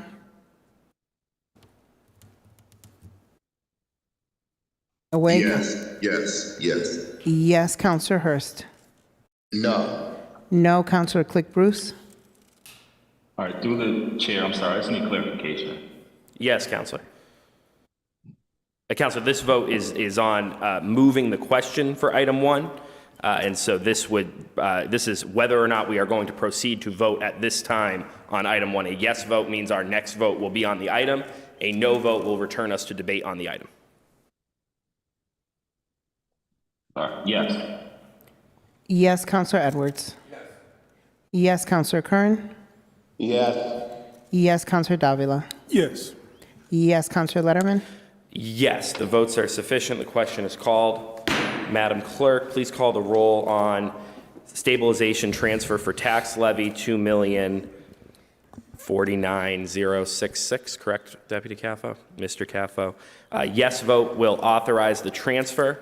A no vote will reject the transfer. 2/3 majority vote is required, 9 votes. On authorizing the transfer, Counselor Walsh. Yes. Yes, Counselor Fenton. Yes. Yes, Counselor Perez absent. Counselor Whitfield. Yes. Yes, Counselor Govan. No. No, Counselor Allen. Yes. Yes, Counselor Brown. Yes. Yes, Counselor Hurst. No. No, Counselor Click Bruce. Yes. Yes, Counselor Edwards. Yes, Counselor Curran. Yes. Yes, Counselor Davila. Yes. Yes, Counselor Letterman. Yes, the votes are sufficient. The transfer is authorized. Madam Clerk, please call item 2. Item 2 is a transfer for FY23 certified free cash to FY24 estimated revenues in the amount of $1 million. Mr. Caffo. Thank you, Mr. President. This is the $1 million transfer previously discussed from FY23 certified free cash to lower the tax rate. Discussion, deliberation, or debate amongst the council. Councilor Whitfield. I make a motion to send this item to the Finance Committee. Councilor Whitfield has made a motion to send the item to committee. Is there a second? Second. Motion was seconded by Councilor Walsh. Is there any discussion on the motion? Councilor Allen. Yeah. Thank you, Mr. President. I go back to what I said earlier. We're here. The people that would be in that committee, I believe, are here. So I don't see the need for a committee. It's only, not that that's early, it's 7:59. A couple more hours tonight. Let's hash it out. I would not support a move to committee because it would delay us about a week in getting things. And I know they made the thing last week, but out of respect to the process and to the people, I think we should try to get as much done as we can while we're here in the chamber. Thank you. Councilor Govan. Thank you, Mr. President.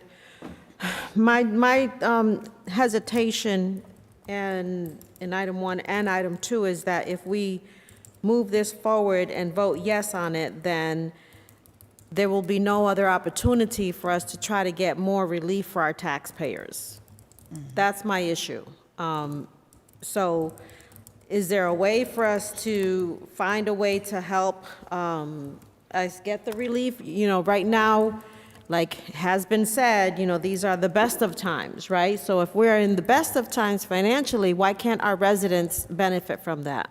And we've been in the best of times for the last 2 or 3 years. However, our residents have continued to have an increase in their property taxes all along. Last year, you know, we heard about balloon payments. I feel like last year was a balloon payment, right? Because we got over a $400 or $500 increase in our taxes in a quarter, not for the year, in a quarter. So when are we going to help our residents? Next year, we might be in financial straits and we won't be able to. And the residents will understand that, right? And it'll be hard pressed to help them do something when we don't have it. But right now we have it, and we need to find a way to help the residents. So I don't know if it's moving it, sending it to committee. I don't know if it's continuing it. Like Councilor Whitfield, I probably won't be here tomorrow. But if we can find a way, I don't know what it's going to take. What is it going to take for us to listen to what we heard tonight and really take into consideration? If it's we have to take some money from the stabilization fund, we need to find more free cash somewhere, what is it going to take? Thank you, Mr. President. Thank you, Councilor Govan. Councilor Walsh, followed by Councilor Davila. Thank you, Mr. President. I'd like to follow up with Councilor Govan. If we vote for this, we have no leverage. And I think if there's a possibility that we are able to offer some relief to our constituents, I think we have to pursue it. And I think it's worth pursuing, and I'm going to support it. Thank you, Councilor Walsh. Councilor Davila. Thank you, Mr. President. Honestly, I see this item as a rehash of item 1, Mr. President. I'm just going to make kind of respond, but make an observation about this is our chance. And you know, I think that we should always do our very best, Mr. President, to help the residents. But I think that we had the budget process in which we could have made cuts to the budget to possibly alleviate some of the strain on the tax burden of the residents. I go back to what Mr. Lopez and what Councilor Allen had said at the beginning, that we need to look for other sources as well, other revenue sources. We talked about the pilot program, I believe Councilor Allen mentioned before. By the way, and I bring that up specifically because if you give me a second, Mr. President, and it's something that I'm gonna be drumming about. During the meeting of Councilor Allen's yes on the Finance Committee, I asked information about the pilot program. Now, for the people at home, Mr. President, the pilot program is, I believe, Pat, it's a state program, correct? The pilot program is a state program? Yes, Okay, and we so do that- have private pilots also, but it's under state law. Right. And so that's, Mr. President, where nonprofits pay in lieu of taxes. Because we all know that they provide good service here in the city, but they also incur, the city incurs expenses on them as well. I did ask, and Lindsay sent me over. I believe it was Lindsay. And thank you, Lindsay. I see you in the queue there. And I'm just going to mention some of them, Mr. President. This is in lieu of taxes on the pilot program. Some of the nonprofits that have paid the city payments. We have Mental Health Association. We have 11th Association Properties. Second Association Properties, we have STIC, we have Bay State Medical Center, and Mr. President, this is for fiscal year 22 and 23. Now, for fiscal year 22, and this is some of them, I see that the pilot program was only in revenue to the city, $53,000, 739 cents. Excuse me, $53,000, $739.92.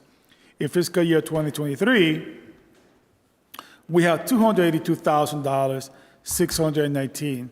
And I have to point out, the one that I obviously saw here that is not here is Mercy Medical Center here in that list. And I do know that we have many more nonprofits in the city. These are the same nonprofits that come here and they ask for special permits for A, B, Z, and D, X, Y, and Z. And I get it, they do a service.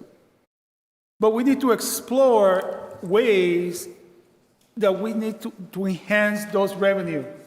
And maybe was suggested, Councilor Allen, correct me if I'm mistaken, that I believe it was Councilor Hurst who made the suggestion, that money could be allocated towards tax relief from the pilot program.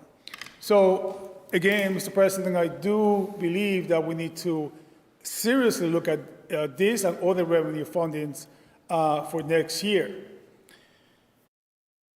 I think that, again, we're rehashing this all over again. I do have to say that this affects everybody. It affects me. I own a home. It affects my elderly father who also owns a home. It affects everybody. And so, but yet we need to raise this money. Thank you, Mr. President.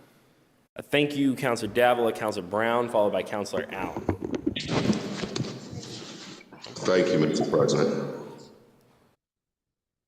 I was just curious, is this something that could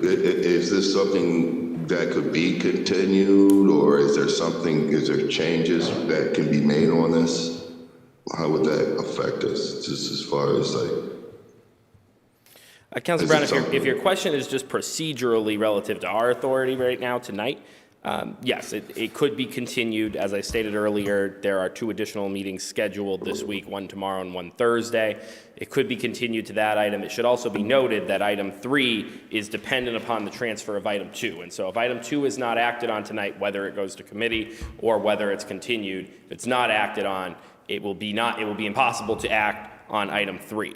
So that would require item 3 to either be continued or referred to committee as well. That is where we are at currently. Relative to the impact of changing it, that would be a question for the Finance Committee, but procedurally, that is possible. Now, with all due respect, Councilor Whitfield's motion is a motion to committee. That is the prerogative of any councilor. okay, and I just, what would be the difference as far as continuing it?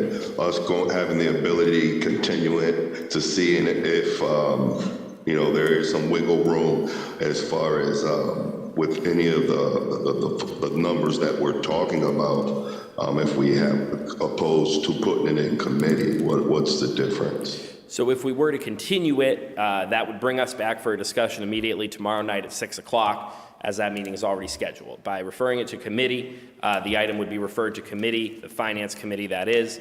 That we need a 48-hour notice to meet as the Finance Committee. They would then have to vote it back to us, and we would have to schedule an appropriate meeting. I will note special meetings of the City Council require 72-hour notice. There is a belief that we may be able to schedule a special meeting in 48 hours if it is declared an emergency. If we reach that point, I'll consult with the Law Department relative to the constitution of an emergency. So would it be possible for us to be back, if it went to committee, could we be back on by Thursday at least? I don't believe so. Madam Clerk, what is the earliest we could schedule a committee meeting after this evening? Friday at 8 p.m. So the earliest we could schedule a committee meeting would be Friday. Okay, because, and why I ask, because, I would want to be able to continue it. Basically, I'm ready to go as far as discussing this matter. Like I said, with Councilor, so I'm in kind of agreement with Councilor Allen a little bit. I mean, we're here. I'm ready to go. I know in the beginning, I know one of my campaigns, they had tried to slander me, saying that I had the worst attendance as a city councilor. Some of my colleagues were behind it. And I was actually on a meeting the day after my wedding. So my wife had to suffer. Okay, and she's more important than anything as far as other than God to me.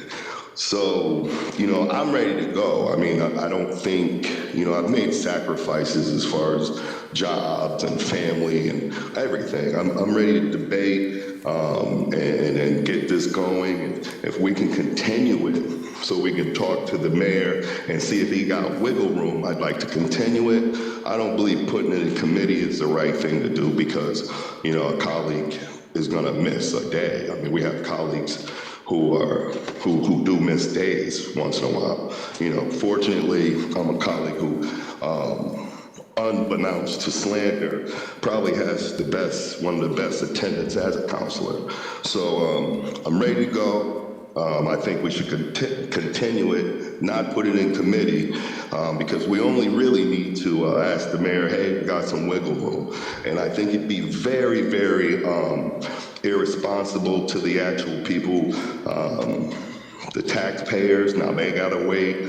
As far as a lot of my constituents might not know, I'm actually affected by it personally because my children's home that they live in during COVID and everything has been foreclosed on. So they'll be homeless. So those are things that I actually struggle with.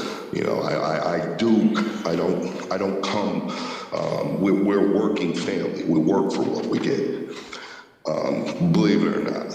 So I'm ready to go. I'm ready to fight for the tax people. And believe it or not, I don't have till Friday and Saturday. If it's just talking to the mayor and saying, hey, mayor, let's get this, give us another $1 million, get us another $2 million.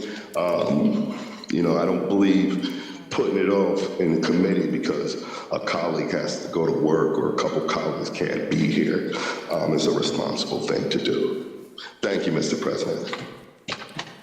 Thank you, Councilman Brown. I know that Councilor Allen wants to be heard, Councilor Whitfield wants to be heard, and I see also that Councilor Walsh wants to be heard. Before we proceed through those councilors, for whom I have great appreciation, is Councilor Fenton still connected, or has he disconnected? I need to know that for the record. His class starts at 8, so he's probably gone. Okay, so just let the record reflect then that Councilor Fenton has disconnected. If he rejoins, I will make individuals aware of that. So we will go to Councilor Allen, then we will go to Councilor Whitfield, and then we will go to Councilor Walsh. Thank on you. the motion to committee. Thank you, Mr. President. Could you let me know, Gladys, or you, how many people are on of the 13 city councilors? How many are on right now? Councilor Perez and Councilor Fenton are missing. So. The only two. So we have 11 people on. Correct. We are currently operating with 11 members. Great. Thank you. My point is that we're not going to get any better attendance than anything that we have right now.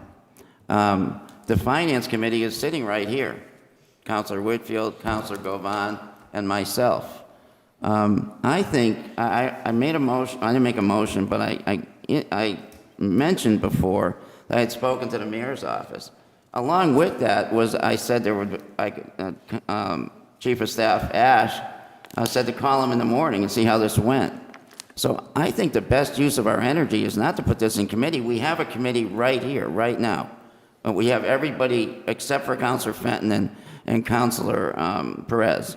I'm not intending to make a motion on number 2 tonight, obviously, but I think we could use, so if people are afraid that I or someone else is going to make a motion, I don't know about someone else, but I know I'm not making a motion to approve item 2 because of the testimony we heard, because of what I said before. So why don't we use this hour and a half till 10 o'clock to make a proposal that we present to the mayor, that I take to the mayor tomorrow? If we just set up a committee meeting, we're just going to be talking about the same stuff we're talking about tonight.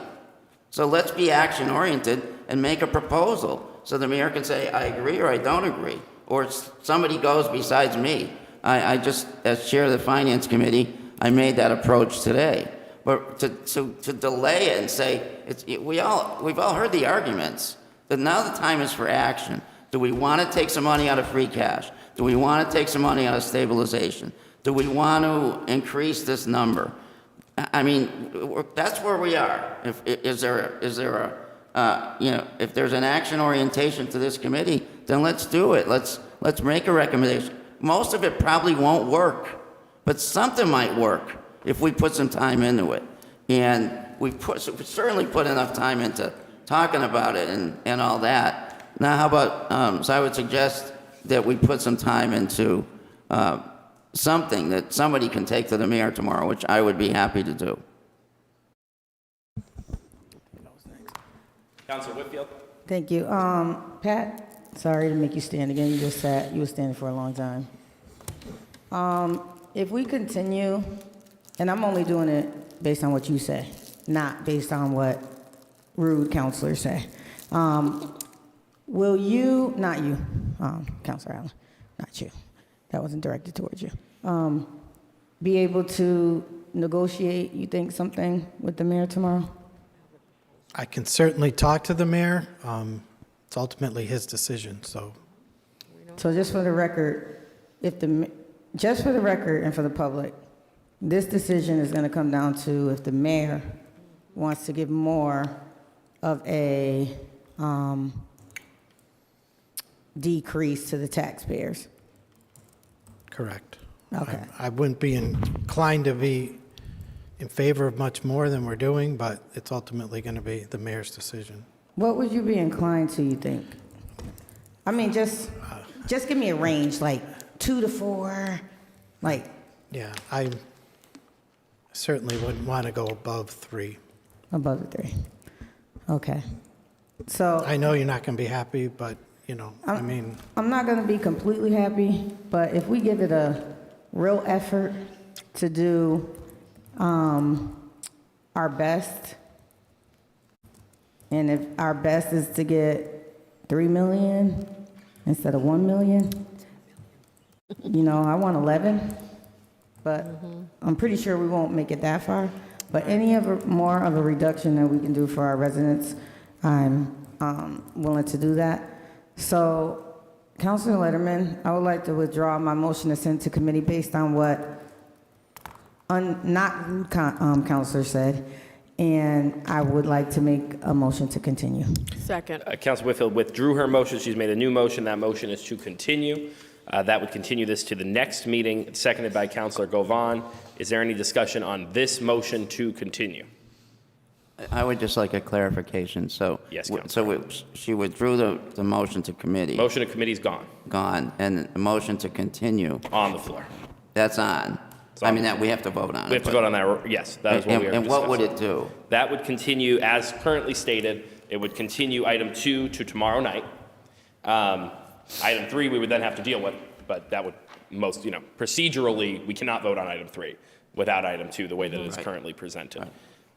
So this is discussion on the motion to continue item 2. Is there any discussion on that motion? Yeah, Counselor- I would. Councilor Allen, yes. I'm sorry. You're okay. My discussion is, we don't have a proposal to take to the mayor unless that was the proposal, the 3 million. I'm continuing to tomorrow night is fine. Councilor Whitfield can't be here. Councilor Govan can't be here. So I think we should come up with something concrete that could be discussed with Pat Burns or myself or whomever. Pat certainly has to be involved in that conversation. And let's give him something to work with and see if we get anywhere. That otherwise, tomorrow we're not getting anything done. We're just where we are. We resume tomorrow night right where we are with no proposal and no feedback from the mayor.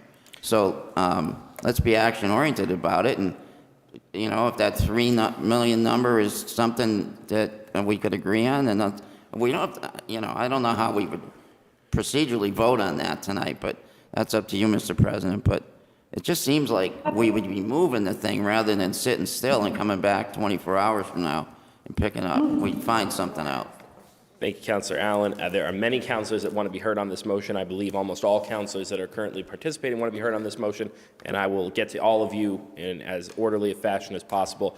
I do want to allow Councilor Whitfield. Councilor Allen did seem to pose a question, and it is your motion. So relative to his question, I want to just go to you momentarily. I want to assure all councilors they will all be heard orderly. I think that was great. We do need to come up with something. That's why I asked Pat what he think would be, and he said above 3. He didn't say 3. He was like a little above 3, so maybe 4. I don't know what that number is, what we can agree on, but I would like to hear what you all think about a number. Thank you, Councilor Whitfield. I am now going to go to Councilor Edwards, who has not been heard on any of these motions, and we will continue from there. Councilor Edwards. I'd like to get some clarity for myself. I can support and I agree. I am a taxpayer. I shared with somebody earlier today that 14 years ago when I came on the council, I was one of only 2 councilors, not naming the other one, who qualified for food stamps. But I was too embarrassed to be a newly elected councilor and do it. At that time, I believe my income was $14,500 because of the control board cut our pay from 15 or something like that. So 14 years later, I've gone from $14,000 as a city councilor to $20,000 as a city councilor. My wife is 69 years old, be 70 next year in June, and she's still cleaning people's bathrooms and making beds as a housekeeper. When people talk about who's impacted and how they feel about it, I'm certainly not trying to act like God has not blessed me. I am as fat as I need to be.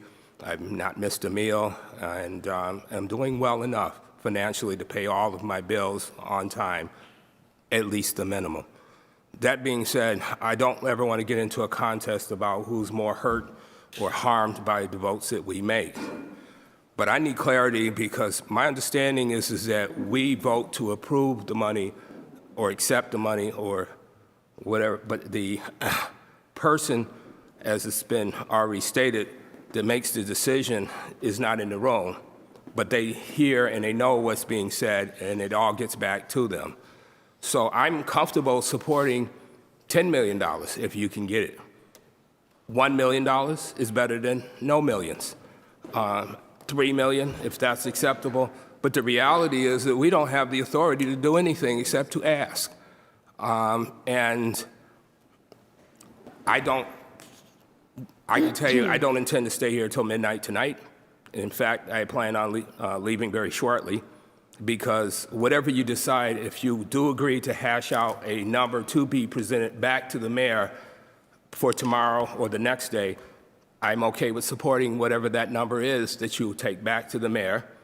If you can get him to increase the number, I'd be happy to vote to support that.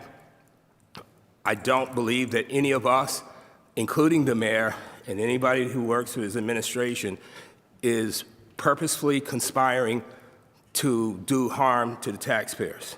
I think we all want to see taxes, and we may not agree on why we are in this hole, but the reality is it is what we at. And when I say that, I don't know a community around the country, not just in Massachusetts, where they're going down significantly because the cost of living is going up everywhere. It may be cheaper in Mississippi or Alabama or Georgia, but there's a reason why it's cheaper there as well, and usually their schools probably don't compare to Massachusetts very well. Maybe they do, and if I'm slighting them, then I apologize. The reality is that if you guys can figure out what number you want to present back to the mayor, if you can convince the mayor, whether it's Mr. Burns or one of my colleagues can convince the mayor to put more money in it, I'll be glad to support it. But I don't see the value of me sitting here and continually to go over and ask the same things that I have no authority to do anything to do because it's not before me to be able to vote on a number that can legally be passed. Mr. President, I'm asking very simply, do we have the authority to do anything except to ask the mayor to put any number out there and hope that he does? Because if that's the case, you can figure out the number, let me know when I need to be in the chamber to vote for the number, and I assure you that I'll be happy to vote and support the number. Councilor Edwards, you've known me a long time, so you know that I have a philosophical answer to that. But relative to your direct question this evening, our current options before us are to accept this dollar amount, to reject this dollar amount, theoretically perhaps to lower this dollar amount. Those are our current options that are before us tonight. We are also empowered, as you state, to request. Okay. Thank you, Councilor Edwards. I think my colleagues got the tenor of my comments and my intentions. I will support your advocacy when you need me. I just don't think right now, tonight, you need me to work and hash out what that number of that request is.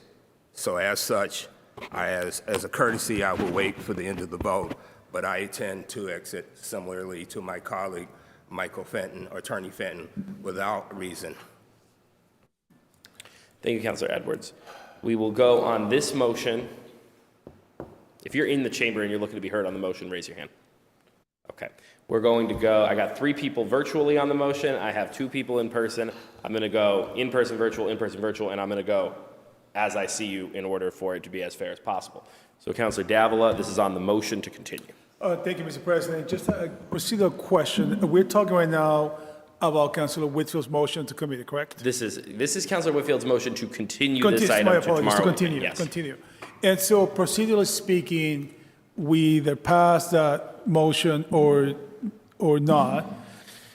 If we have an appetite to talk to his honor about a number, that will have to be a whole different motion, correct? No, I mean, the technical request amount, you could theoretically place an agenda item in the form of a resolution.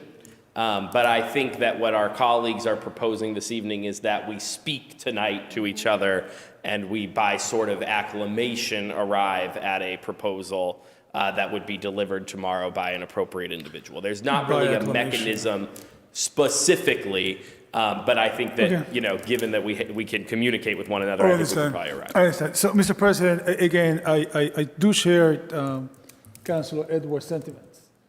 And I think that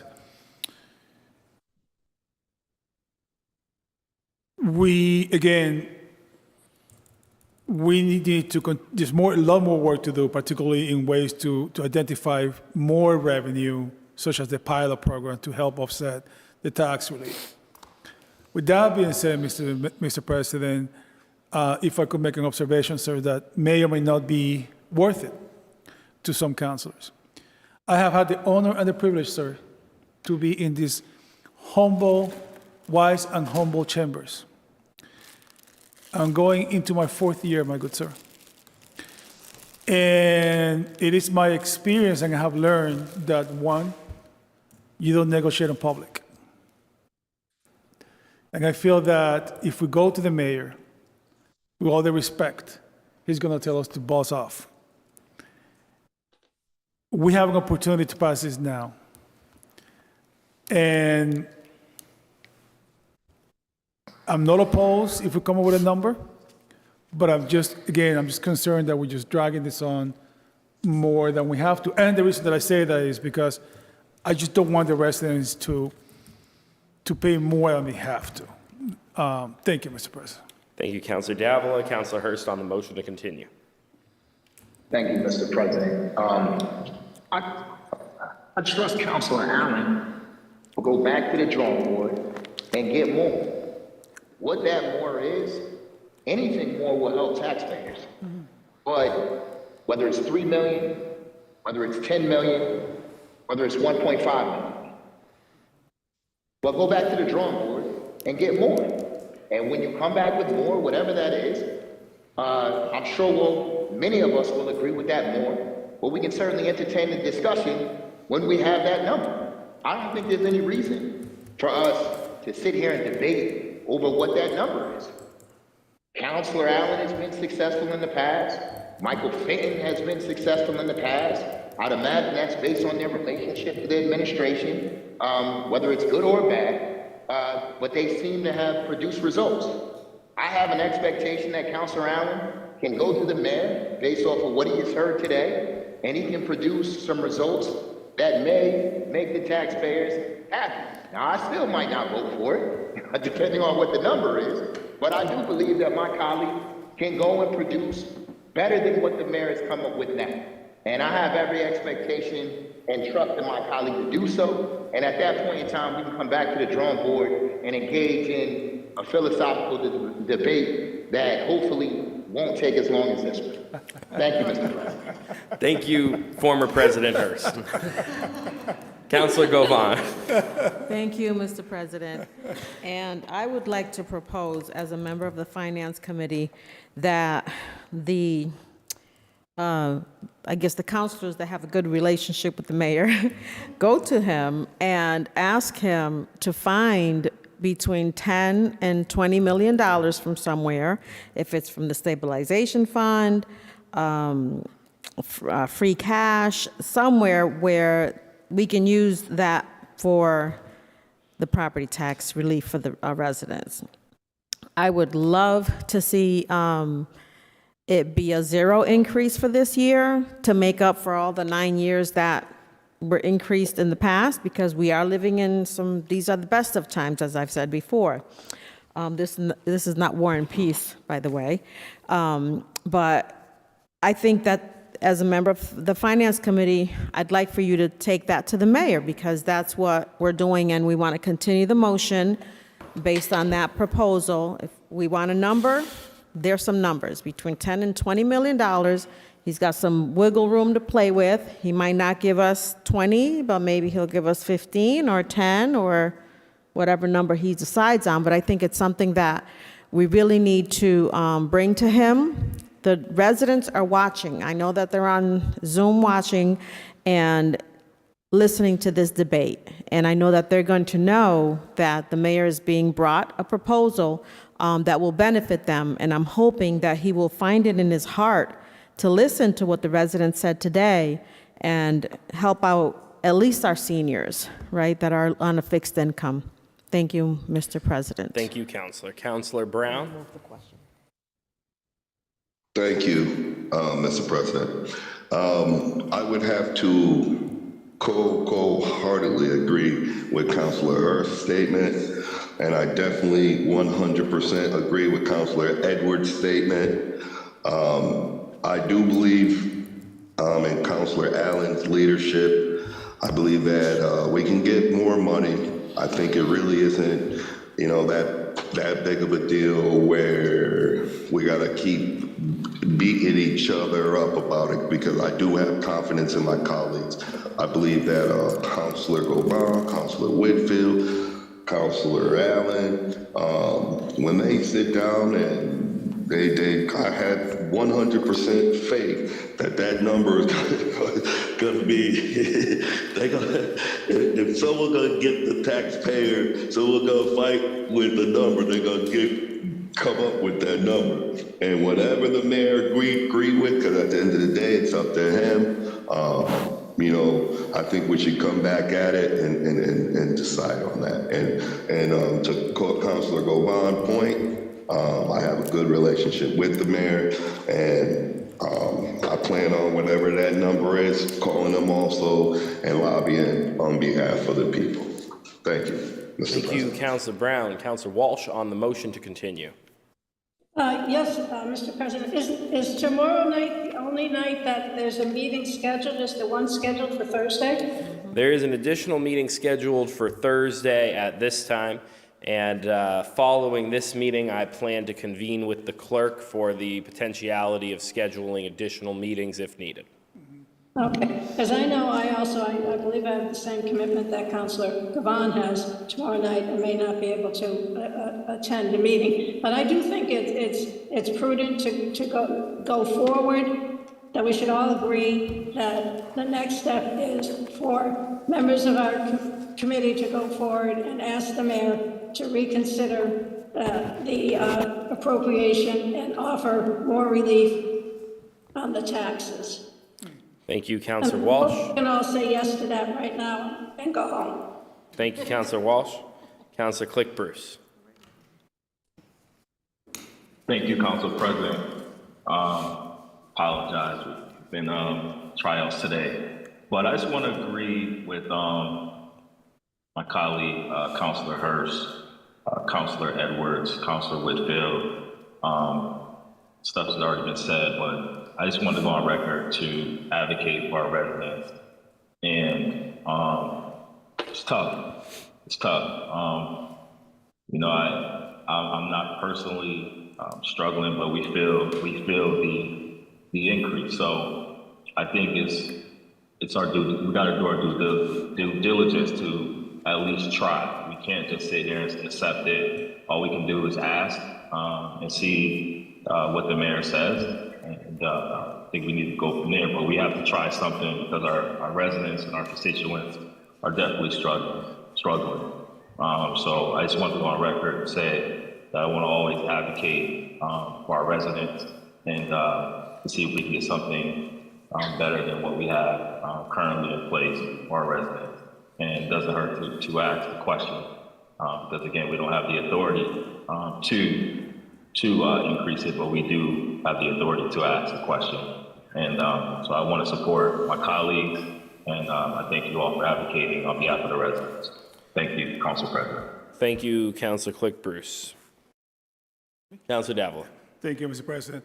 I do appreciate the spirit of the number between $10 and $1 million, but I do believe that, and if that's the will of the council, you know, I understand where that's going, but I do believe that we need to understand what we're getting ourselves into, Mr. President, before we sign the dotted line.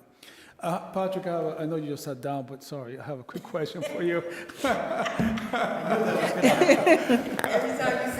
sorry. I just want to be clear. Before I vote on this.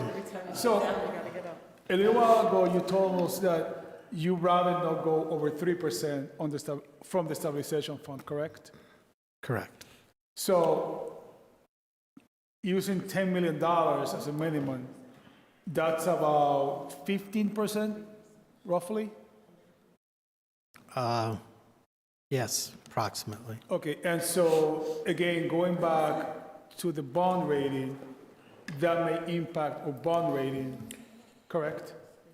Yes, Which will impact our ability to borrow money if we hit a recession, correct? correct. Which will mean that we will have to pay higher interest rates to borrow money. And it will eventually hit the residents as well, correct? Correct.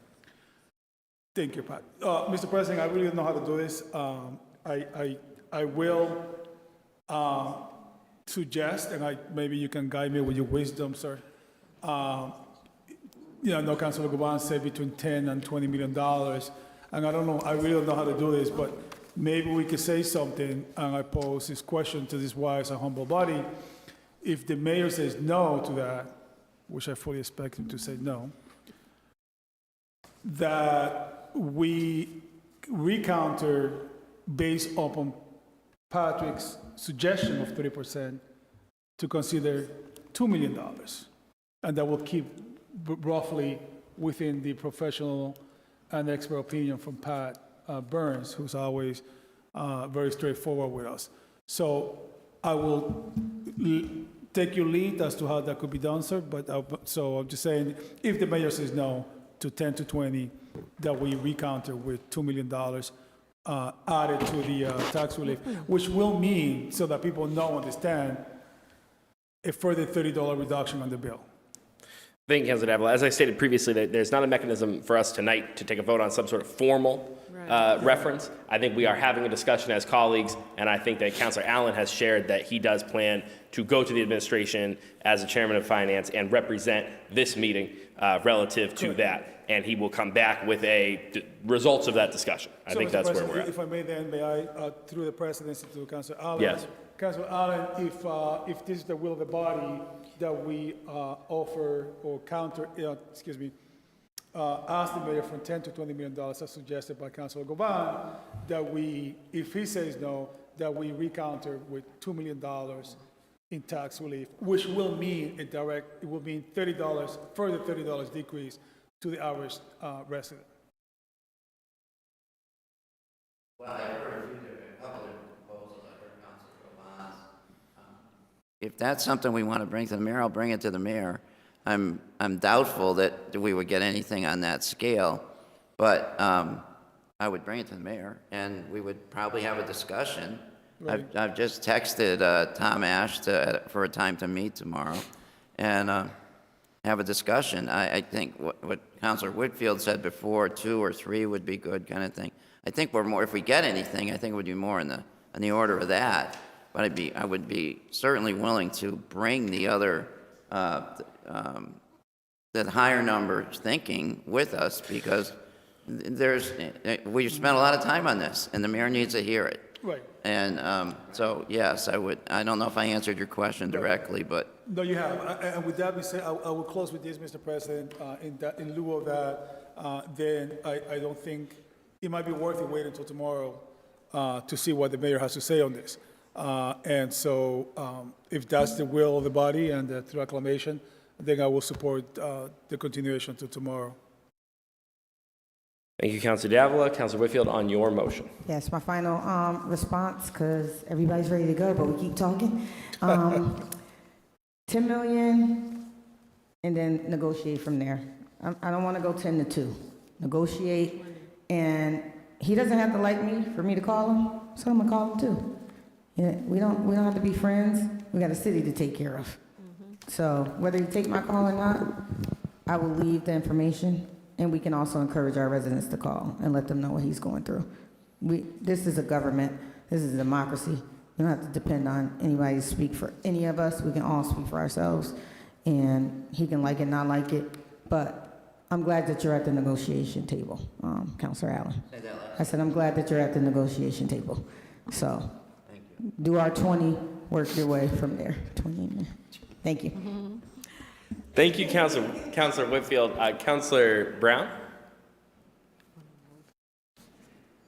Thank you, Mr. President. I just had a quick question. What is wrong with maybe going Thursday? I kind of would like to maybe even talk about this maybe on Thursday. I think if my other colleagues are going to be maybe available on Thursday, I think if we talk to the mayor tomorrow, I don't think coming back with a number tomorrow for tomorrow's meeting is I don't mind doing it on Thursday. I'm just saying what I didn't want to do is go past next week. If we can do it on Thursday, I would prefer to do it on Thursday. To give my colleagues and everyone else to get a couple of days to talk it over, negotiate, so we don't really have to rush for tomorrow.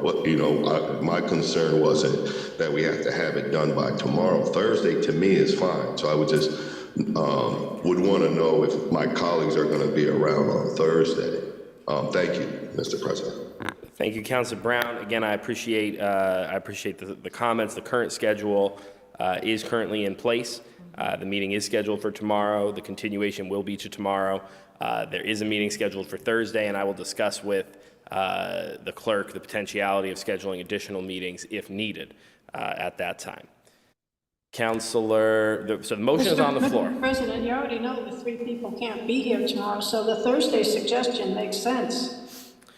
Councilor Walsh, respectfully and to all members, so we set the agenda as far out as possible, and we send the date to everybody. I am extraordinarily understanding of individuals' personal schedules. There are individuals who are not here tonight because of their personal schedules. I expect that Thursday there may be individuals who will not be able to be there because of their personal schedules, as is sometimes the case from time to time. I think that every single member of this body has had occasions where there has been a challenge in meeting it. I myself have never missed a meeting of the Springfield City Council, but I have been fortunate to be able to not do that, including, for the record, Councilor Brown, the day after my wedding, when I came in unexpectedly to vote on the marijuana zoning ordinance. I am lucky to be married to the 8th wonder of the universe who allowed me to do that.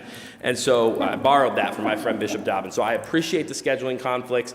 We do have business to attend to, an agenda to keep, and so we currently are scheduled as we are scheduled. The motion to continue is on the floor. Councilor Govan on the motion to continue. I would like to move the question. Councilor Govan has made a motion to move the question. Is there a second? Second. Second was made by Councilor Walsh.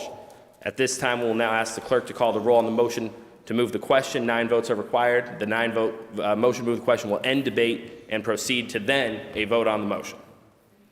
On the motion to move the question, Counselor Walsh. Yes. Yes, Counselor Fenton. Away, Counselor Perez. Absent, Counselor Whitfield. Yes.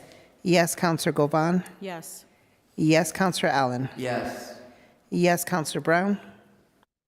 Yes. Yes, Counselor Hurst. Yes. Yes, Counselor Click Bruce. Yes. Yes, Counselor Edwards. Yes. Yes, Counselor Curran. Yes. Yes, Counselor Davila. Yes. Yes, Counselor Letterman. Yes, the votes are sufficient. The question is called. Madam Clerk, please call the roll on the motion to continue item 2 to tomorrow. On the motion to continue, item 2, Counselor Walsh. Yes. Yes, Counselor Fenton. Away, Counselor Perez. Absent, Counselor Whitfield. Yes. Yes, Counselor Govan. Yes. Yes, Counselor Allen. Yes. Yes, Counselor Brown. Yes. Yes, Counselor Hurst. Yes. Yes, Counselor Click Bruce. Yes. Yes, Counselor Edwards. Yes. Yes, Counselor Curran. Yes. Yes, Counselor Davila. Yes. Yes, Counselor Letterman. Yes, the motion carries, and the item will be continued to tomorrow. Councilor Whitfield? Correct. Madam Clerk, please call item 3. Item 3 is a tax factor for FY24. Councilor Whitfield? Motion to continue? Second. Seconded. Motion has been made to continue the item to tomorrow. Motion was made by Councilor Whitfield, seconded by Councilor Govan. Is there any discussion on the motion to continue item 3? Seeing none, without objection, Madam Clerk, please call the roll on the motion to continue. 7 votes are required. On the motion to continue, Counselor Walsh. Yes. Yes, Counselor Fenton. Away, Counselor Perez. Absent, Counselor Whitfield. Yes. Yes, Counselor Govan. Yes. Yes, Counselor Allen. Yes. Yes, Counselor Brown. Yes. Yes, Counselor Hurst. Yes. Yes, Counselor Click Bruce. Yes. Yes, Counselor Edwards. Yes. Yes, Counselor Curran. Yes. Yes, Counselor Davila. Yes. Yes, Counselor Letterman. Yes, the votes are sufficient. Item is continued to tomorrow. Prior to our adjournment, Councilor Allen, did you have a point, a question? Yeah, I just wanted to make a comment about this, what we just decided. First off, I appreciate the comments and the confidence you guys, many of you said about me and my potential ability to communicate with the mayor successfully. I just want to say that I got no magic touch. I just... Now you tell us? Now you tell us? Now he tells us. Oh, boy. So if anybody's got any good luck charms or anything, feel free to pass them off. I know the, thank you, Councilor Govan, thank you. I know of the proposal from Councilor Govan. I heard the earlier thing from Councilor Whitfield. Did I miss any other proposal? By 2. Yes, Councilor Davila. The 2 million? The 3, yeah. 2. 2 additional? 2 million. No, so in case he says no to 20 to 10, go to 2, the lowest. So, so what was yours, Councilor Whitfield? I'm with Councilor Govan. You're with Councilor Govan, okay. And then negotiate from there, so you have wiggle room. But To a I don't wanna minimum. go from 10 or 20 to 2. Yeah, Councilor Allen to a minimum of 2. Members? Yeah. Appreciate you all. We Thank have you. moved past all of our items, and at this time, there is no further business properly brought before this body. We will stand adjourned until tomorrow at 6 o'clock. Oh, can we meet earlier? That's not until 6? Correct. Oh, thank you. What is the,